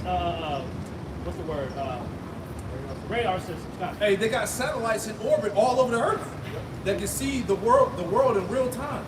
So of course they seeing the UFOs, man, the chariots. They're seeing them all over the planet. Continuing on, it reads, this led to the shoot downs of several objects. That's all BS, right? Finding unknown objects in the sky is hard work, which is why the Pentagon commissioned the think tank RAND to map public reports of unidentified aerial phenomena across the United States. RAND's report was completed in May 2023 sent the Department of Defense for review and published on July 25th. One day later, on July 26th, Department of Defense employee David Grush testified before the House Oversight and Accountability Committee, specifically offering statements on unidentified aerial phenomena, or UAPs, the term largely a modern rebranding of UFOs. Esau is shook, right? This is his end, man. You know, give me that. This is the book of Psalms, chapter 68, verse 17. The chariots of the Lord are 20,000, even thousands of angels. Even thousands of angels, man. So America is being visited by thousands of the Lord's angels. Read on. The Lord is among them, Yep. as in Sinai in the holy Hey, place. to say the Lord is among them as in Sinai, man. So that shows you even going back to what Mount Sinai, during the time of Moses. Hey, the Lord was there. Yahweh Shemel was there, man. Right? So the Lord is about to make his grand debut, man. And it's going to be terrible, man. That's why the scriptures say, woe unto you, get that. Woe unto you that desire the day of the Lord, man. It's not going to be a friendly day. It's not going to be a friendly, hugging type event, man. It's gonna be like the Independence. They over there cheering, the chariot come over to the White House. When they opened up his mouth and shot the laser beam, that's when the fear set in. Like, oh shit. That's Isaiah 30:30. Hold that. Right. This is Amos chapter 5, verse 18. Yep. Woe unto you that desire the day of the Lord. Yep. To what end is it for you? Yeah, what end is it for you, man? You don't really, hey, these people really don't know the Lord. And you talking about, hey, I'm looking for JC to come back. It's going to be a glorious day. And it's going to be his best day ever. He's going to save everybody. You sadly mistaken. Go ahead. The day of the Lord is darkness and not light. The day of the Lord is darkness, man. Not light. Go ahead. It says, as if a man did flee from a lion Yep. and a bear met him, or went into the house and leaned his hand on the wall and a serpent bit him. Hey, just like that Edomite woman that got plagued by the hawk and the snake, man. You got the snake fell on her, and then the hawk came and attacked her. Her whole arm was destroyed, man. That's true. I thought about that scripture as soon as it came out. You know? They just get him off outside. Come on, man. The Lord is plaguing Esau. Losing. Shall not the day of the Lord be darkness and not light? Shall not the day of the Lord be darkness and not light? And the world thinks that the day of the Lord is going to be light. It's going to be a peaceful day. It's going to be a terrible day when the Lord comes back. Go ahead. Even very dark and no brightness in And it. no brightness in it, man. It's not going to be a peaceful day. The Lord said, think not that I come to send peace on earth, but a sword, man. A sword is a killing instrument. Okay? Yahweh Shemel is coming back to rack up bodies. Right? Give me Isaiah 66 and 15. Hey, when you go into that other translations of that Amos, it goes into how there's no hope, going into that brightness. So, okay. Bring it on. Amos 5 and 18 in NLT. What sorrow awaits you who say, if only the day of the Lord were here, who have no idea what you're wishing for. The day will bring darkness, not light. That's what I'm looking for, word darkness. That's what you people don't understand what's about to come, man. It says that word darkness is H2822. It says darkness, obscurity. Going to the strong. So pretty much going to be confusion. It says in the strong definition, it says misery, destruction, death, ignorance, sorrow, wickedness, darkness. So it's going to be bad out here for the wicked people. It says in that day, back in LT, in that day, you will be like a man who runs from a lion going to meet a bear. Escaping from the bear, he leans his hand against the wall of his house, and he's bitten by a snake. Yes, the day of the Lord will be dark and hopeless, without a grain of joy or hope. Dark and hopeless, man. No hope for salvation, no hope for any reprieve from the evils that will come upon the land, man. That's why it says evils and only evils, because there's going to be no hope, there's no rest. It's going to be calamity after calamity on all sides, man.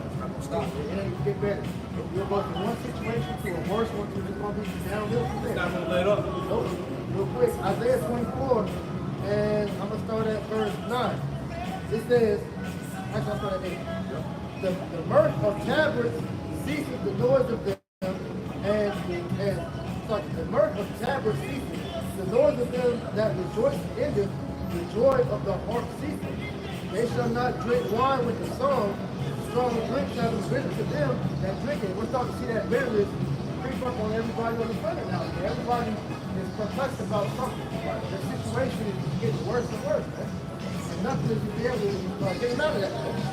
All right? It says, the city of confusion is broken down. Every house is shut up that no man may come in. But there they cry for water in the street. All joy is darkened. The mirth of the land is gone, man. Like I said, it's going down there, man. It's not going to get better. Kids tomorrow lives to me. Everything ain't going to be all right, man. All right? Because you wicked things will have to see the Lord that day, man. Every day as you continue to stay in your sin, you are pissing the Lord off more and more. So when his return, man, he's going to see every last one of you niggas, man. And as Apostle Tahar said a few months back, before things get worse, they're gonna get worse, man. You know, so there's no good, there's no gladness, there's no mirth. You know, all this shit is about to be gone, man.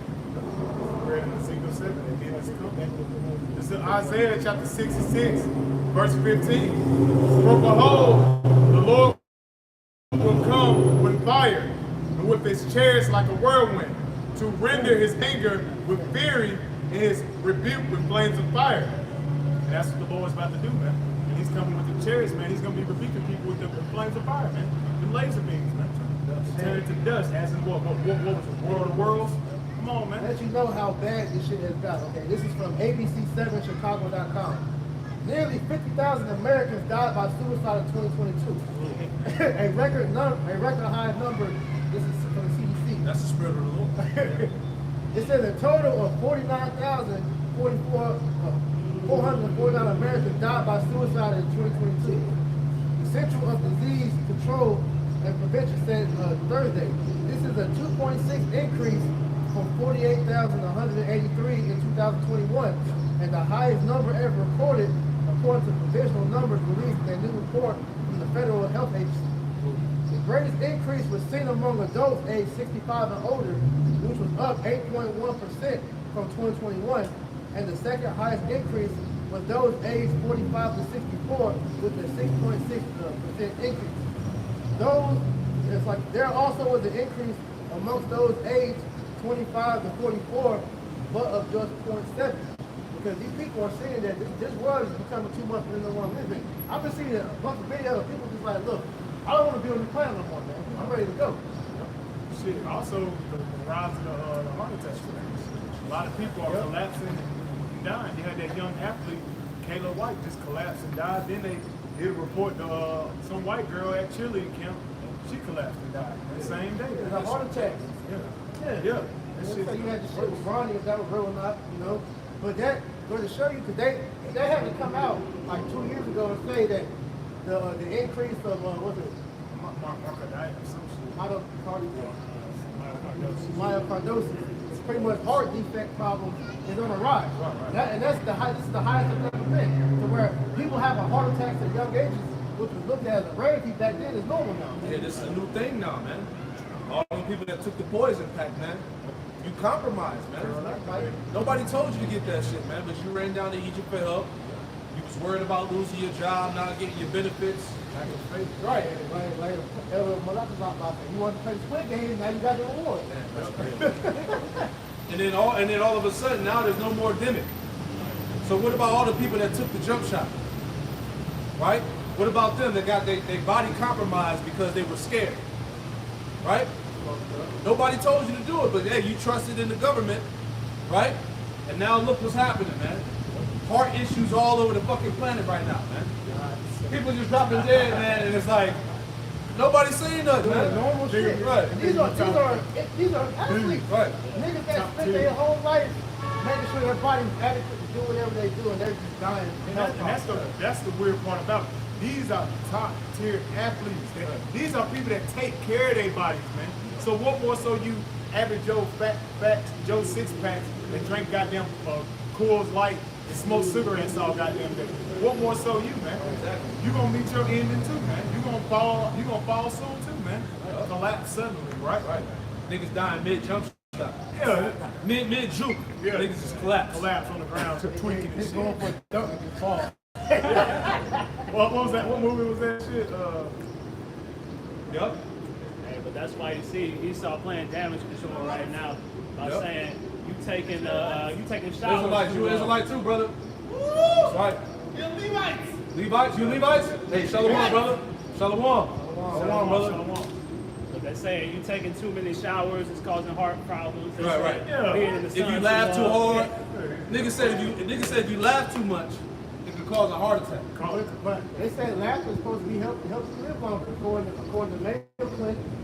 And also working out is an increase of or decrease of heart disease and shit like They that. can Man. get heart palpitations. Lifting a damn 2-pound dumbbell. That's what I'm saying. This shit, that's It's over out here, man. People place don't, is done. and it's only going to continue to get worse here, man. Right? And the CDC has been playing with the numbers of the deaths behind this stuff, man. People don't even know that, right? But hey, this is the time we in. This is the Lord's judgment, right? What you got, brother? Whatever y'all brothers got, bring it out. This is Isaiah chapter 24. Okay, yeah, go back to Revelation 18. Read this out. Yep. Isaiah chapter 24, verse 10. The city of confusion is broken down. Every house is shut up that no man may come in. Right. And this is what you're seeing taking place, man. America is being broken down right before your eyes, man. This financial system, this markets, everything around you, these people are being broken down. Everything is being broken down through the spirit of Yahweh Shah. And that's why, I'm gonna bring it up again. This is why this whole Montgomery situation, you Jake's not seeing the bigger picture, man. Y'all worried about the wrong shit, man. Because here it is, you thinking, okay, you beat a couple Edomites up. All right, we good. You get Genesis 49 real quick. Just speak on that. Because at the end of the day, man, you niggas don't understand the predicament that we're in. All right? We need Yahweh Bashim Yahweh Shah. Because like I said yesterday, the equivalent of how I see Jake celebrating this is how I see you stupid niggas that's calling yourself Israelite and making these damn Edomites kiss your feet, man. That's the same thing. Wow. There ain't no victory, man. You know? Go ahead. So Genesis chapter 49 and verse 9. Judah is a lion's whelp. From the prey, my son, thou art gone up.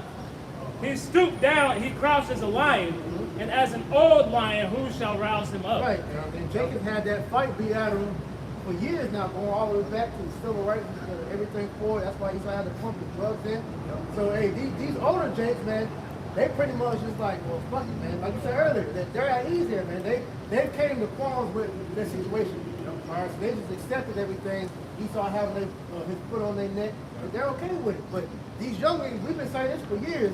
These young niggas are going to be the ones that's going to rise up against these Edomites, man. What we've been seeing since that had happened is these young niggas making these videos like, look, this is just a small amount of, that's a small thing of what we're capable of if we come together as a people, man. Zesty warriors. All these homo thugs, niggas, they don't rise up. Hey, don't rise Ask for up. Aquaman, use the motor. The nigga that hopped off the boat and swam over there, that I was didn't the know motor. that, man. I was over like, look at Jake. I'm like, look at Jake. That's what I'm about to know yesterday, man. Yeah. And it's crazy because the new Aquaman they show, he's a motor. Oh, In the show, young that Justice, nigga whatever. roll too. You know, he's a motor. Go ahead. It's Micah chapter 5 and verse 8. And the remnant of Jacob shall be among the Gentiles, in the midst of many people, as a lion among the beasts of the forest, as a young lion among the flocks of sheep, who if he go through, both tread it down and tear it in pieces, and none can deliver. You know, so as Bruce was saying, man, you're seeing the spirit being put back on Jake, man, and specifically these young Jakes out here. That's why you see them; they have a more unruly spirit right now. Right. So you see them coming against Esau feverishly, man. Right, and these niggas coked up, all these pills and shit. Man, they're waiting for a reason, because these niggas been seeing this shit happening. Like I said, they don't give a time, man. So they just itching for a chance, and which is really the Lord that's stirring that spirit up. You get that Matthew 24 about the nation against nation. Got the ZZ zone and shit. Yeah, the fucking shysters, shoot shyster man. These niggas itch for a reason to get busy, man. You know, but we know we're gonna have Jake fight against themselves too, but this is the Lord beginning to round that up though, man. This is Matthew chapter 24, verse 7. Can I bring this real quick? Because this is right on time what you're saying. It's a lot. It's Isaiah 51 and 20. It says, Isaiah 51 and 20, it says, thy sons have fainted. They lie at the head of all the streets as a wild bull in a net. They are full of the fury of the Lord, Yahweh Bashim Shai, the rebuke of thy power. You know, so that's Jake. Where Jake be at on the corners and all that, on the block. But it said that they are full of the fury of the Lord. So hey, that's the time as priest was saying, hey, Lord can put a particular spirit on Jake to really start setting this shit off. They're gonna come from out the hood and go to them damn separate. And these devils know this. That's why we was going to earlier. They got the guns ready because they know Jake coming. And I'm pretty sure all of us have heard it amongst our walk. All right, anybody know that war is coming? You know, they know Jake know where all the food's at and all that, so they know it's coming, man. The Lord he's gonna put the spirit on Jake. He's gonna do that shit, man. Why you think Esau build up gated communities? He built up gated communities to keep you niggas out of there. And for protection when all hell breaks loose. He know what's coming, man. Right. So like I said, man, these little niggas on demon time, man, they about to get active out here once the Lord activate that switch on them. It's about to get real active. You see that on small levels, you know, with these little monsters that be around New York and Chicago. I would say, yeah. There was a whole mob of them down there about a month ago. They was just beating up on this Edomite lady, man. And she knew she couldn't fight back, or else she probably got put to death that night, man. So you just see them roaming around like packs of lions, man. That's them wild bulls in the net, man. Jake is a wild bull, man. Ready for some shit. Ain't no wild animals you see you walking. I gotta stay away from them. That's why we don't go to the hood. Hey, Jake even said that. Hey, that's my wild bull right there. That be Jake lingo, so it's all spiritual. Yeah, my young bull. That's Jake, man. That's exactly why we don't go to the hood. We don't know what they gonna pop up. Yeah, that's what I said. The nigga I see I shot trying to fuck with me. Yeah. But like you said, man, just wait till the Lord turn that, bro. Now let me just add context to it. We're not advocating for it, but that's just gonna happen though, man. Yeah, it is what it is. Our message to the ones that's listening is to wait upon Yahweh Bashim Yahweh Shai, man. All right? But we're letting you know that this is prophecy that the Lord is stirring up on these niggas, man. Go ahead, bro. It's Matthew chapter 24, verse 7. For nation shall rise against nation, and kingdom against kingdom. See? And there shall be famines, pestilence, and earthquakes in diverse places. Said nation against nation. And we've always been telling you the race war is coming, man.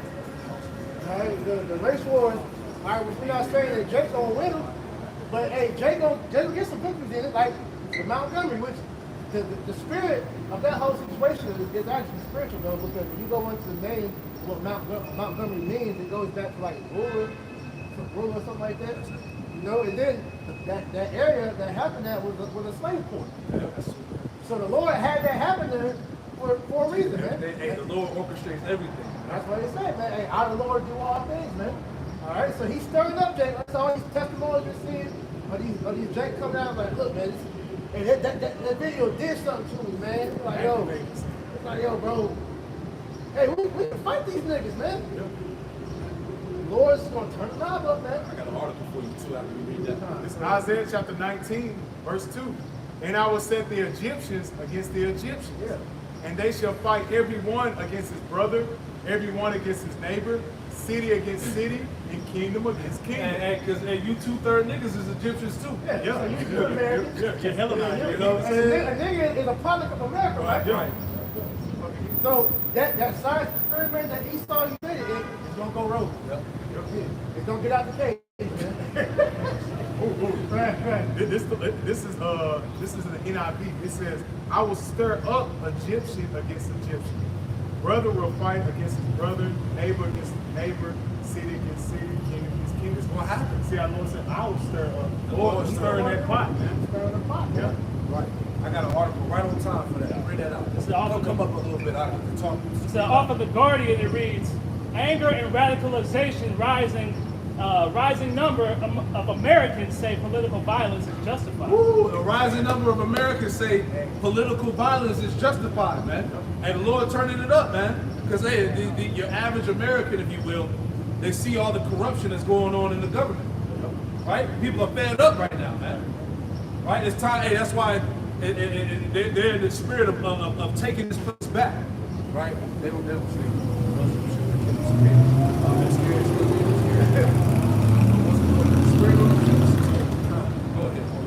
Read that title again. It's off of The Guardian. It reads, "Anger and radicalization. A rising number of Americans say political violence is justified." Ooh, see? People ready to come against the presidency, the Congress, the people that control things, man. Hey, it was a report that came up that the FBI just killed somebody that was trying to kill Biden. Right. So that lets you know this shit get real. He was out making here, man. threats. He was making threats online about trying to take him out. They came and ran up on him. You know. They deactivated. Right. Deleted. They made him unalive. The June federal indictment of Donald Trump is radicalizing support for the use of force on behalf of the former president. And Trump is that guy though. Trump is the perfect guy that they got in the office to give that false hope to these Edomites, man. You know, he's the one that's pushing that energy. Like we need to take America back from the deep state. I'm the guy that's gonna stop World War III. Right? They set him up as a cult of personality. Right? Hey, look up that definition real quick too. A cult of personality. Donald Trump is the perfect guy. He's an actor. He was made for television. He was made for this shit. And he was a reality TV star. Come on, man. I like Trump. He's funny as hell. He makes me laugh. Nah, he really is funny. He's really funny because he be dead ass serious. Yeah, he's stupid, but he's so stupid it's funny. It's funny. Like Eddie Griffin said, man, he's one of them niggas that's so stupid. He's so stupid that when you have a thought, it hurts. Yeah, exactly. Yeah, just read that here. Read it loud. This is a cult of personality. A cult of personality or a cult of the leader is a result of an effort which is made to create an idealized and heroic image of a leader by a government, often through unquestioning, flattering, and praise. Yeah, that's Trump. That's Trump all day. All day, man. He was a creative character, a creative player. They set him up. Yeah. They set Trump up for these times now, man. Blind your Come hair. on, man. And showed they showed you on The Simpsons that he was going to become president, man. Come on, man.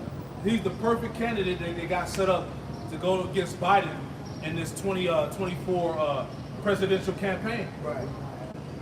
And we feel like in the spirit that shit ain't even gonna go down anyway. Too much shit going on. No, they might do some shit with election meddling or some shit, you know. The inflation and the collapse Come on, man. is rising it's getting too high, man. So it's the perfect time, right, to build America up with that false hope, and then all of a sudden that crash comes and everything is in disarray. Let's not forget that during the pandemic, Biden gave power over the people. Yep. So they can declare a national emergency, Anytime. and that'll be it for the whole presidential election, man. They determine what goes on, man. Exactly. You know, you got them, you got who, you know, that they determined the whole lockdown shit. So They got full power. we know that the president, he's really useless at this point. Right. He's just the president of a corporation. He's a puppet that is used to keep you distracted. Exactly. And that's all that guy Trump is. He's just a distraction, man. To give the illusion of hope to these so-called Americans out here. Red, white, hope. Yep. He's Esau's last resort in thinking that they can take back the past. Gotcha. It's not going to happen. Because they got Trump talking about the deep state and the powers that be. We need to stop them. Like they got the nasties.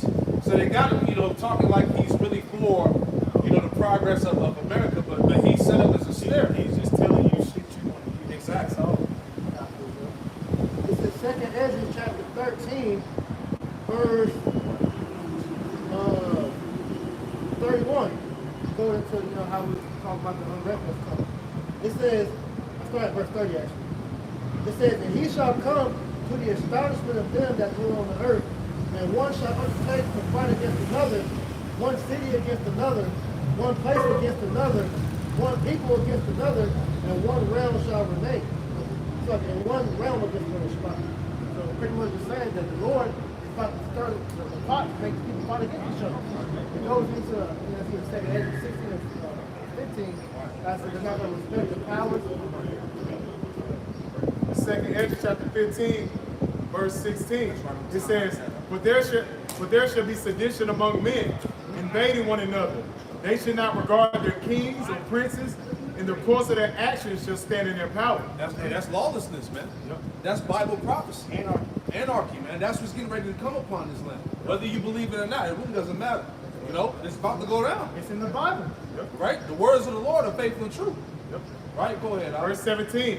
A man shall desire, it said, a man shall desire to go into a city and shall not be able. A man shall desire to go into a city and should not be able to. Why? Because there's going to be restrictions. Yeah, It's going to be very that's what the lockdown is for. You got the 15-minute cities, Yep. you know, to where you're going to go into this loud radius. Yep. And they showed you off that Denzel movie, The Siege, how they can shut the cities down quick, man.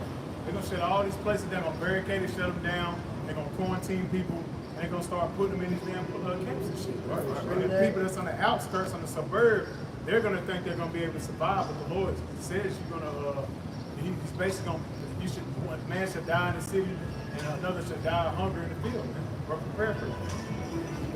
At the end of the day, that just goes to show you that the Lord is making moves, man. All right, so this is the sign that society is on a cup of collapse. Verse 18. For it says, for because their pride, the city shall be troubled, the houses shall be destroyed, and men shall be afraid. And that terror is going to meet you on every side, man. Crucial. You ain't going to know what to do on that day. Come on, Jay. And the scary part about it for you niggas out here, is the men of the Lord ain't going to be out here no more. Yeah, that's The right. Lord's going to hide us for a woman, man. All right, so you ain't going to have an answer as you out here playing. All right, well, I got all the time in the world to come serve the Lord, man. Y'all be out here every week, so shit. I see shit get real, I'm just come find y'all. All right, like because there ain't no time. To and fro. Where the guys at, man? They be at. I'm right here. Right. You gonna try to go on YouTube? Videos gonna go. Shit, you ain't gonna do anything. I don't know what I'm talking about, bro. It's gonna be you're gonna be straight confused, man. It says, a man shall have no pity upon his neighbor, but shall destroy their houses with the sword and spoil their goods because of lack of bread and for great tribulation. Love, neighbors, family, all that's gonna go out the window. Because when your stomach start touching, all right, those lines become blurred, man. I gotta get mine. I gotta feed my family, man. You know? And you gotta goddamn. You gonna see a lot of burglary. How you say that damn word? Burglary. All right, beanies or whatever. You know, people gonna be getting put to death. People gonna be breaking people's houses, killing them and eating them. Yep. Cannibalism. All right.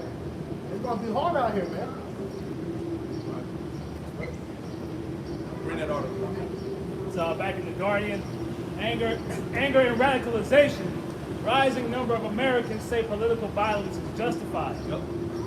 The June federal indictment of Donald Trump is radicalizing support for the use of force on behalf of the former president and current presidential candidate. According to the author of a recent survey about threats to democracy, meanwhile, on the other side of the aisle, support for violence to restore the federal right to an abortion has also increased.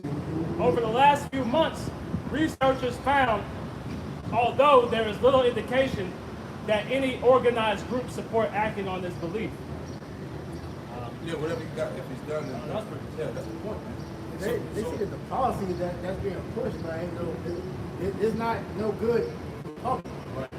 The main things that all this shit going on, the main things that the government is fighting for is to mutilate children, to kill babies, Yep.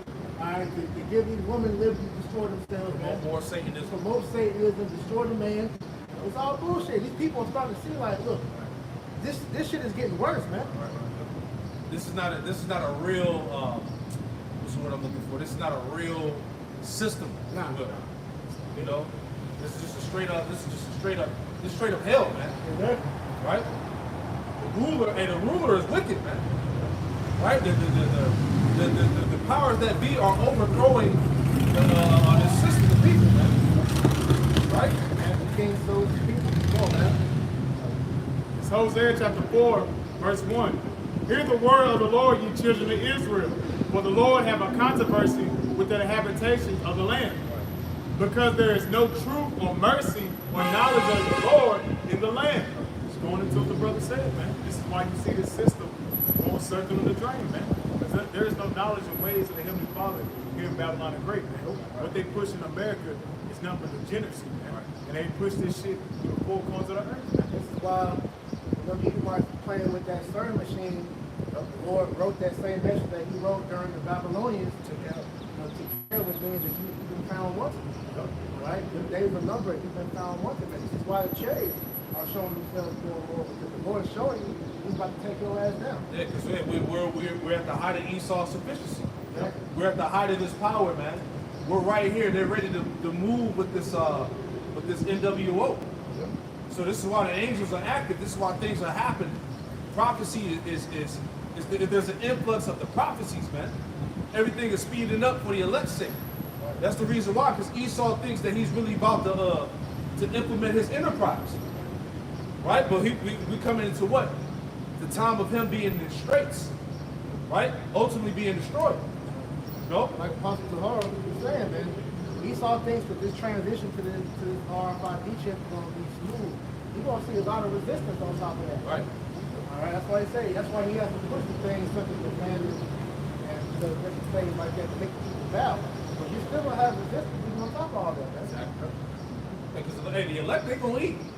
The Lord is gonna make sure that the elect have a way to have food, water, and shelter, man. The elect are gonna be preserved, regardless if they put all full restriction on food, water, and all that.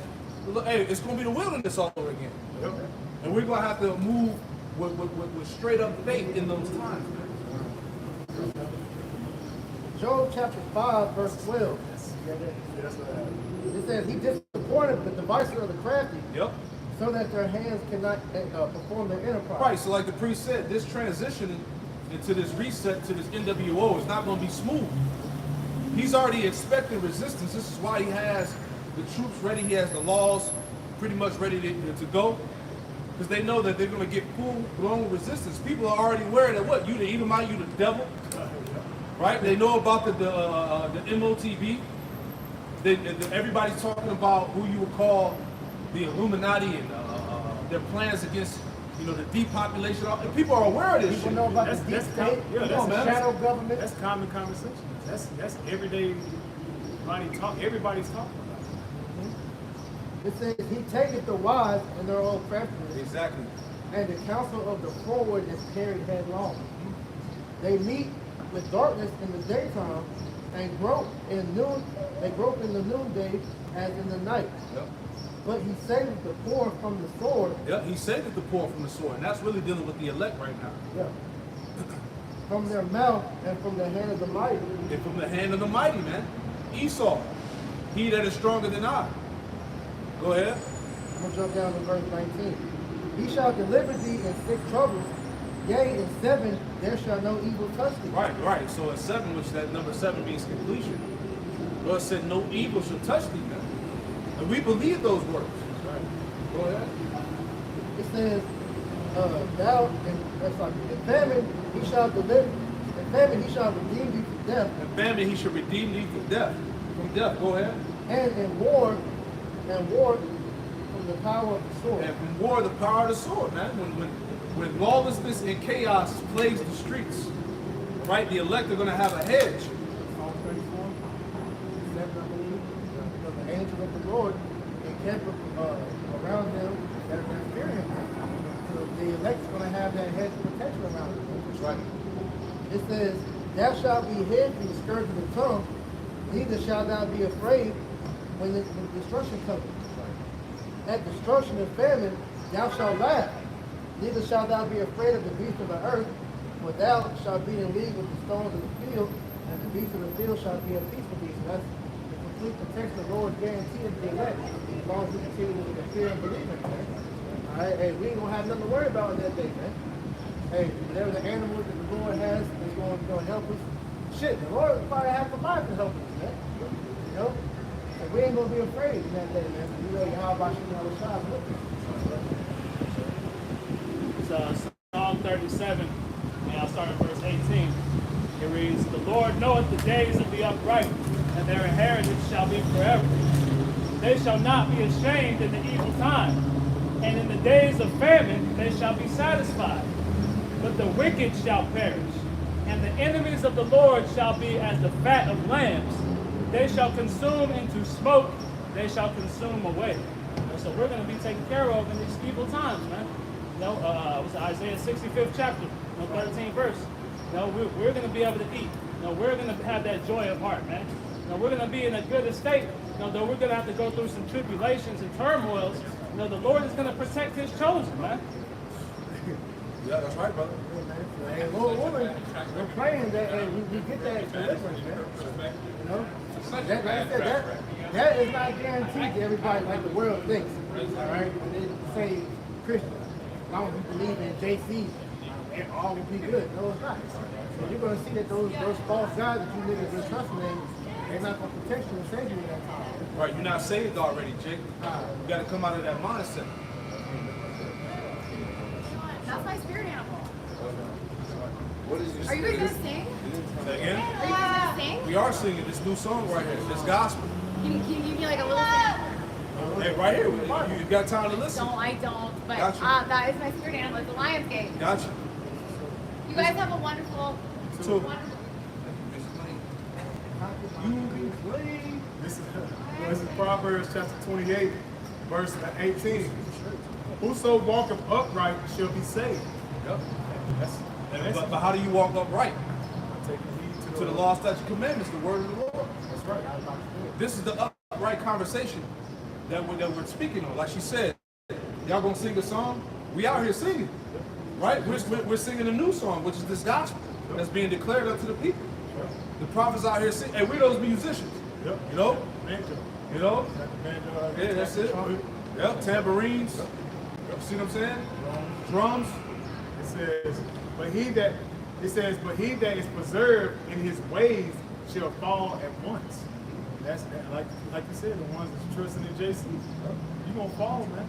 You trusting in JC is gonna end in your destruction. That's why the scripture say there is a way to seem right to a man, the end of death. That's what's happening to you 2-3 niggas, man. You gonna meet your maker, man. You gonna die on this side. You ain't seen the way to If you can't see that the way you was brought up in this country have not done anything for you, you're gonna die here, man. Because those same ways that you trust in is what's killing you. Nigga, you eating this terrible ass diet. You smoking these cancer sticks, man. Alright, you doing these illicit sex acts, you doing all this bullshit that America has taught you how to do. If you're not reforming your ways back to the Lord, man, you're gonna die here a horrible death. Yeah, you're living a lifestyle that's contrary to life. It's a death style. You know what I'm saying? This is why people are dying. Like you said, it was over 50,000 people over the past of the year 2022 that committed suicide. That's a lot of fucking people. Right. That's the Lord. The Lord is plaguing. The Lord is plaguing the minds of these people, man. You ain't even got cities that way. Come on, man. 50,000 people killed themselves in 2022. Come on, man.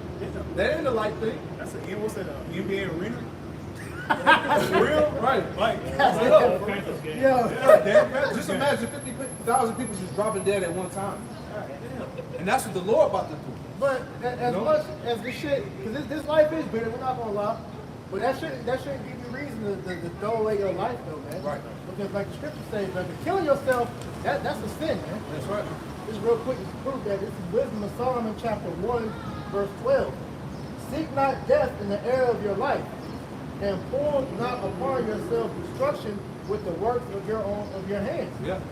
Because this life that you have, man, it was a gift that was given to you from your Yahweh Shah, man. Alright, so even you wicked niggas, you still got a gift from the Lord because you're breathing, man. Exactly. What the scriptures say, look, I must bear the indignation of the Lord because I sinned against him. Exactly. So if you catch in hell, it's for a good reason. Because you sinned against the Lord. And you got to bite down and bear that situation. Hosea 5:15 tells you the Lord was going to go back to his place and wait for his people to acknowledge their sins and seek his face. Right. So like Tasman said earlier, this whole captivity that we're in was set up for us to acknowledge how we fucked up against the Lord. Man. Reflect. To reflect. And then to go and seek him. And since we found the Lord, we're supposed to be seeking him 10 times more. And that's how you take the indignation, man. And bearing that anger by just gritting your teeth and enduring hard like a soldier. And an example is that it's like when you have a child, when you put him in the room, and he beat his ass, close the door and shit, you come back an hour or so later, they apologize. Because why? They acknowledge their sins. They like, Dad, I messed up. I did this. I apologize. Forgive me. I shouldn't have done. That's what the Lord's doing. We're on punishment. Right. And the Lord wants you to apologize, man. Exactly. Hey, apologize. You fucked up. Yeah, I messed up. I shouldn't have been out my room sneaking Kool-Aid. I shouldn't have been doing that. I'm sorry. And you have mercy on me, Father. That's what what's on the Lord, man. But we fucked up. Hey, and on top of that, nobody escapes the wrath of the Lord anyway. So if you kill yourself, and like your brother said, you can kill yourself, and the Lord can bring your spirit right back in the time when the missiles hit, and raise you back up and for you to get hit by the missiles. That's all 50,000. You see what I'm saying? It's gonna be raised back up. That's the thing, because hey, when the Lord comes, as the scriptures say, the Lord gonna raise them spirits up, man, to be judged. Revelation 20, man. You know? And he can even bring you back as one of these paraplegic, quadriplegics. Come on, man. That's what be happening though. When they be coming back all fucked up and shit, the Lord be doing that shit. That's why the Lord said, "What did he sin or his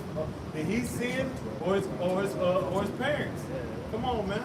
Everything is regenerated, man. This is Revelation 20 and 12.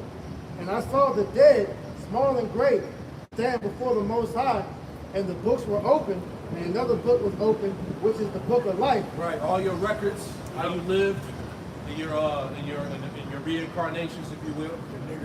Go ahead. And the dead were judged out of those things which were written in the books according to their works. And the sea gave up the dead which were in it. Yep. And death and hell delivered up the dead which were in them. And they were judged every man according to their works. Right. So the Lord, when the Lord comes, He's gonna raise up them old spirits, man, to be judged, to take part of that destruction. Read on. And death and hell were cast into the lake of fire. Right, which is America. This place is gonna be engulfed in fire. Go ahead. This is the second death. This is the second death. What was the first death? The flood. Yeah. The second death is the missiles. Fire. The fire. Go ahead. And whosoever was not found written in the book of life was cast into the lake of fire. Right. So, hey, those that weren't found in the book of life is going to be cast in the lake of fire, which is the second death. Go. Give me John 15. I'm sorry.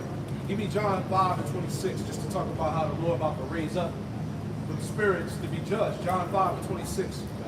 Read down to 29. It's the book of John, chapter 5, and verse 26.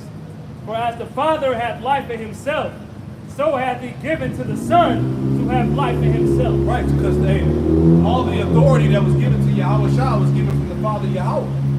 Right? Going back to Revelation 1 and 1 and 18 on how Yahweh Shah was given the keys of hell and death. Right? He was given power over hell and judgment. You know, all authority basically, man. Go ahead. And hath given him authority to execute judgment also. There you go. The Heavenly Father gave Yahweh Shai authority to execute judgment. Right? Read on. Because he is the Son of Man. That's right. Read on. Marvel not at this, for the hour is coming in the which all that are in the grave shall hear his voice. Ooh, all that are in the graves are going to hear the voice of Yahweh Shai and what? And shall come forth they that have done good unto the resurrection of life, Yep. and they that have done evil unto the resurrection of damnation. Ooh, which is what? Those spirits that get raised up to life, basically they're going to be raised up into the chariots or whatnot. And those that was raised up to the resurrection of damnation, they're going to take part of that nuclear destruction. See? All them old spirits didn't get away. Right? When you go back to the ancient, the black and white days, all the shit that Esau and these heathen did to Jacob, they lived prosperous lives and they just died. They didn't get away. You know? They're being reserved unto that fire. Any more? Right, that was down to 29? No. Why? So yeah, so hey, the Lord gonna raise up some spirits to get judged, man. You know? This is 2 Corinthians chapter 5, verse 10. For we must all appear before the judgment seat of Mashiach, that everyone may receive the things done in his body, according to that he have done, whether it be good or bad. Right, so we all gonna have to stand, all of us. We all gonna have to stand before the judgment seat of Yahweh Shah. And Lord willing, when that day comes, we have a good report. Lord willing, we those spirits written in Revelation 14 that are going to be found blameless before the throne, man. Whose sins are going to be cast away into the depths of the sea.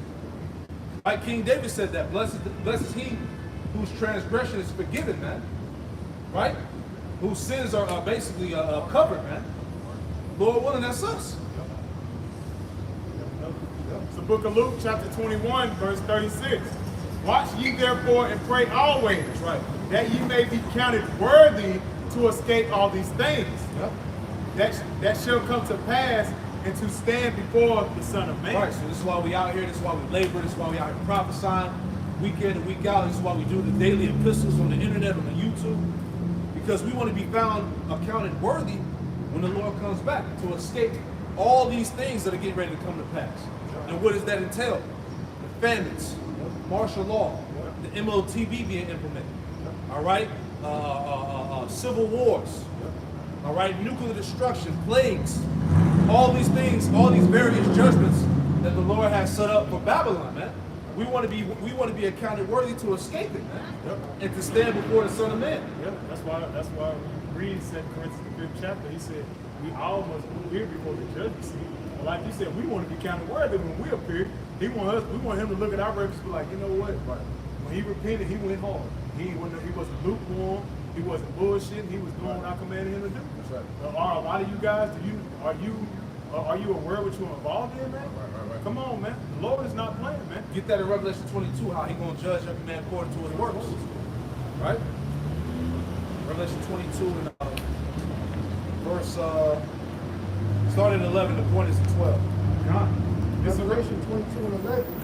He that is unjust, that can be unjust still. Right, so he that is unjust, let him be unjust still. So that, like the elders and apostles say, if a nigga can't get it, we moving on. The days of arguing and going back and forth with niggas is done, man. Pastor Hall just reiterate that again, just pretty much saying, like, look, we ain't gotta be doing all that arguing. Like, look, we tell you one time, that's our job. We reject it once, and hey, have a good life, man. Exactly. We ain't gotta blitz the Christian church. We ain't gotta pull up on Christian pastors. Right? We ain't gotta force you to believe what we bringing out. Right? That's what he was saying. Even with the Edomite that came up, he was like, hey, first you gonna deal with Edomites, man. They can't get it. Just get out of there. Even with dealing with, just get out of there. Right. It's pointless. Because all that unnecessary arguing, it takes away from the edification of the lesson. You got brothers and sisters that are trying to learn and get built up.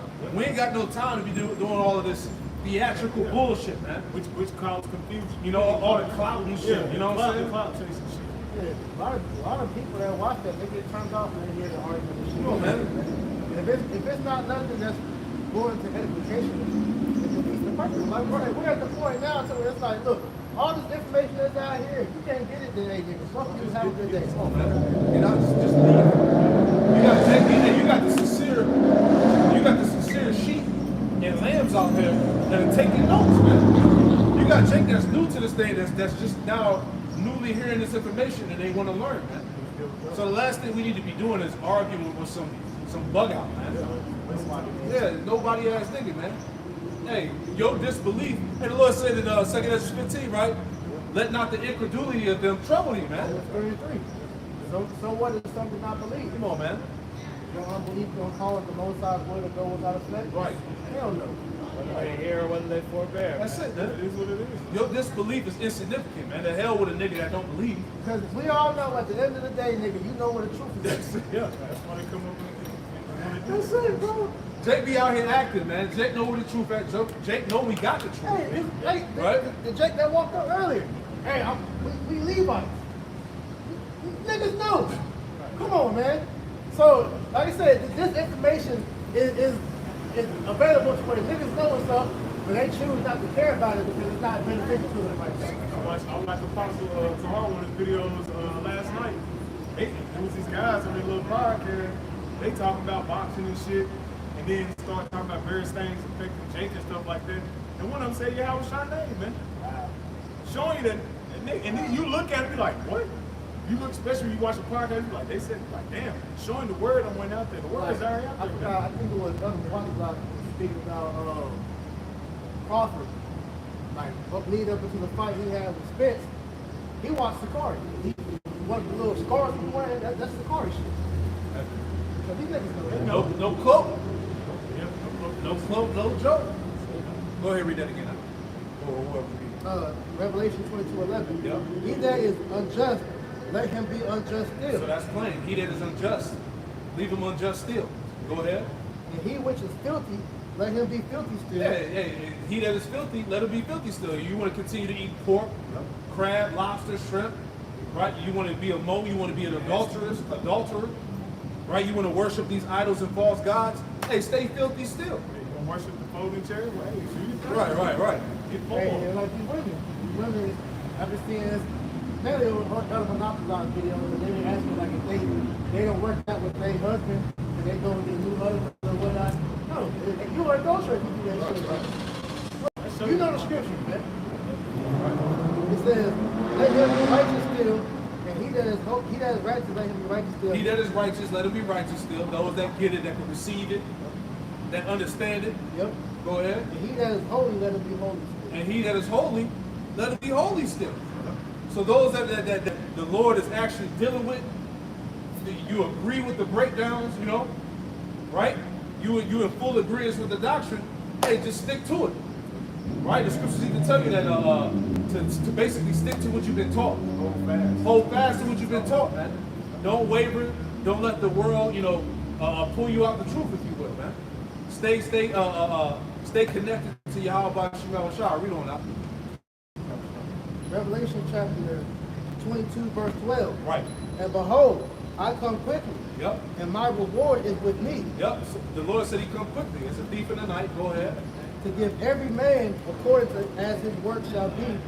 I am Alpha and Omega, the beginning and the end, the first and the last. Right. So he's coming to reward every man according to what his work shall be, man. So the Lord is in the spirit of what? What have you done for me lately, man?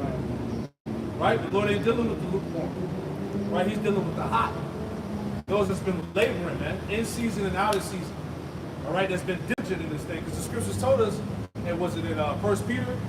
Basically, make your calling and election sure. And it says if you be diligent, right? To paraphrase, if you be diligent, then you should have an interest into the kingdom of heaven.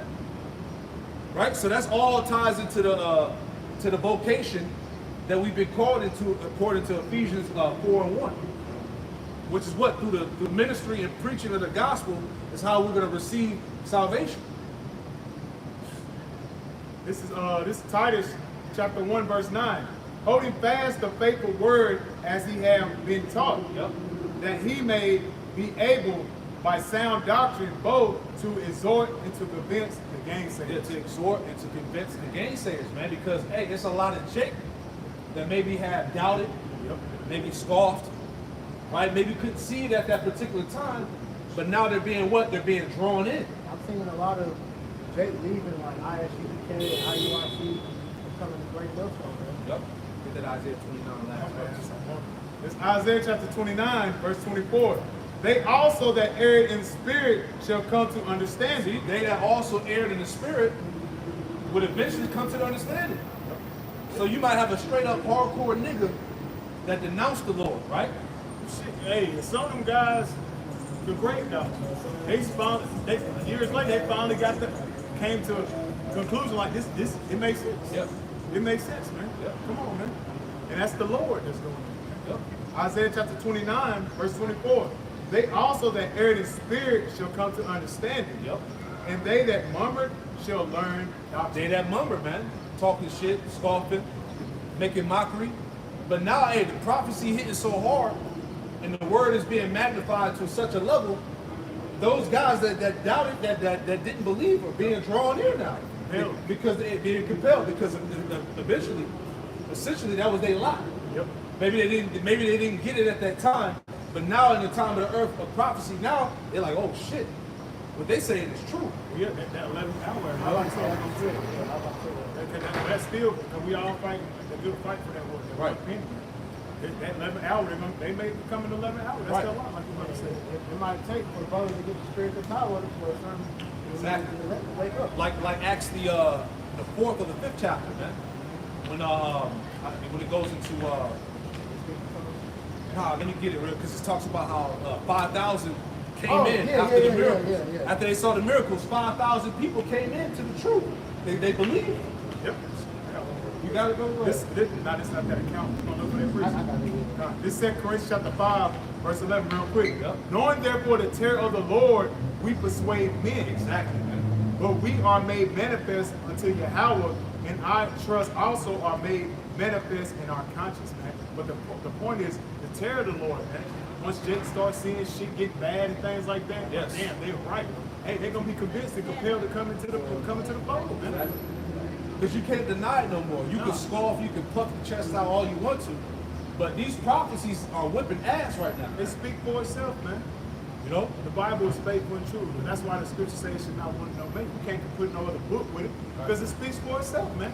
That's why Esau Edom, he did a diligent search and like, damn, everything written in there, especially in the Old Testament, it happened. Come on, man. What you talking about? This is Acts chapter 4. Yep. I'm reading the top Yeah, read 1 the top. 24. Yep.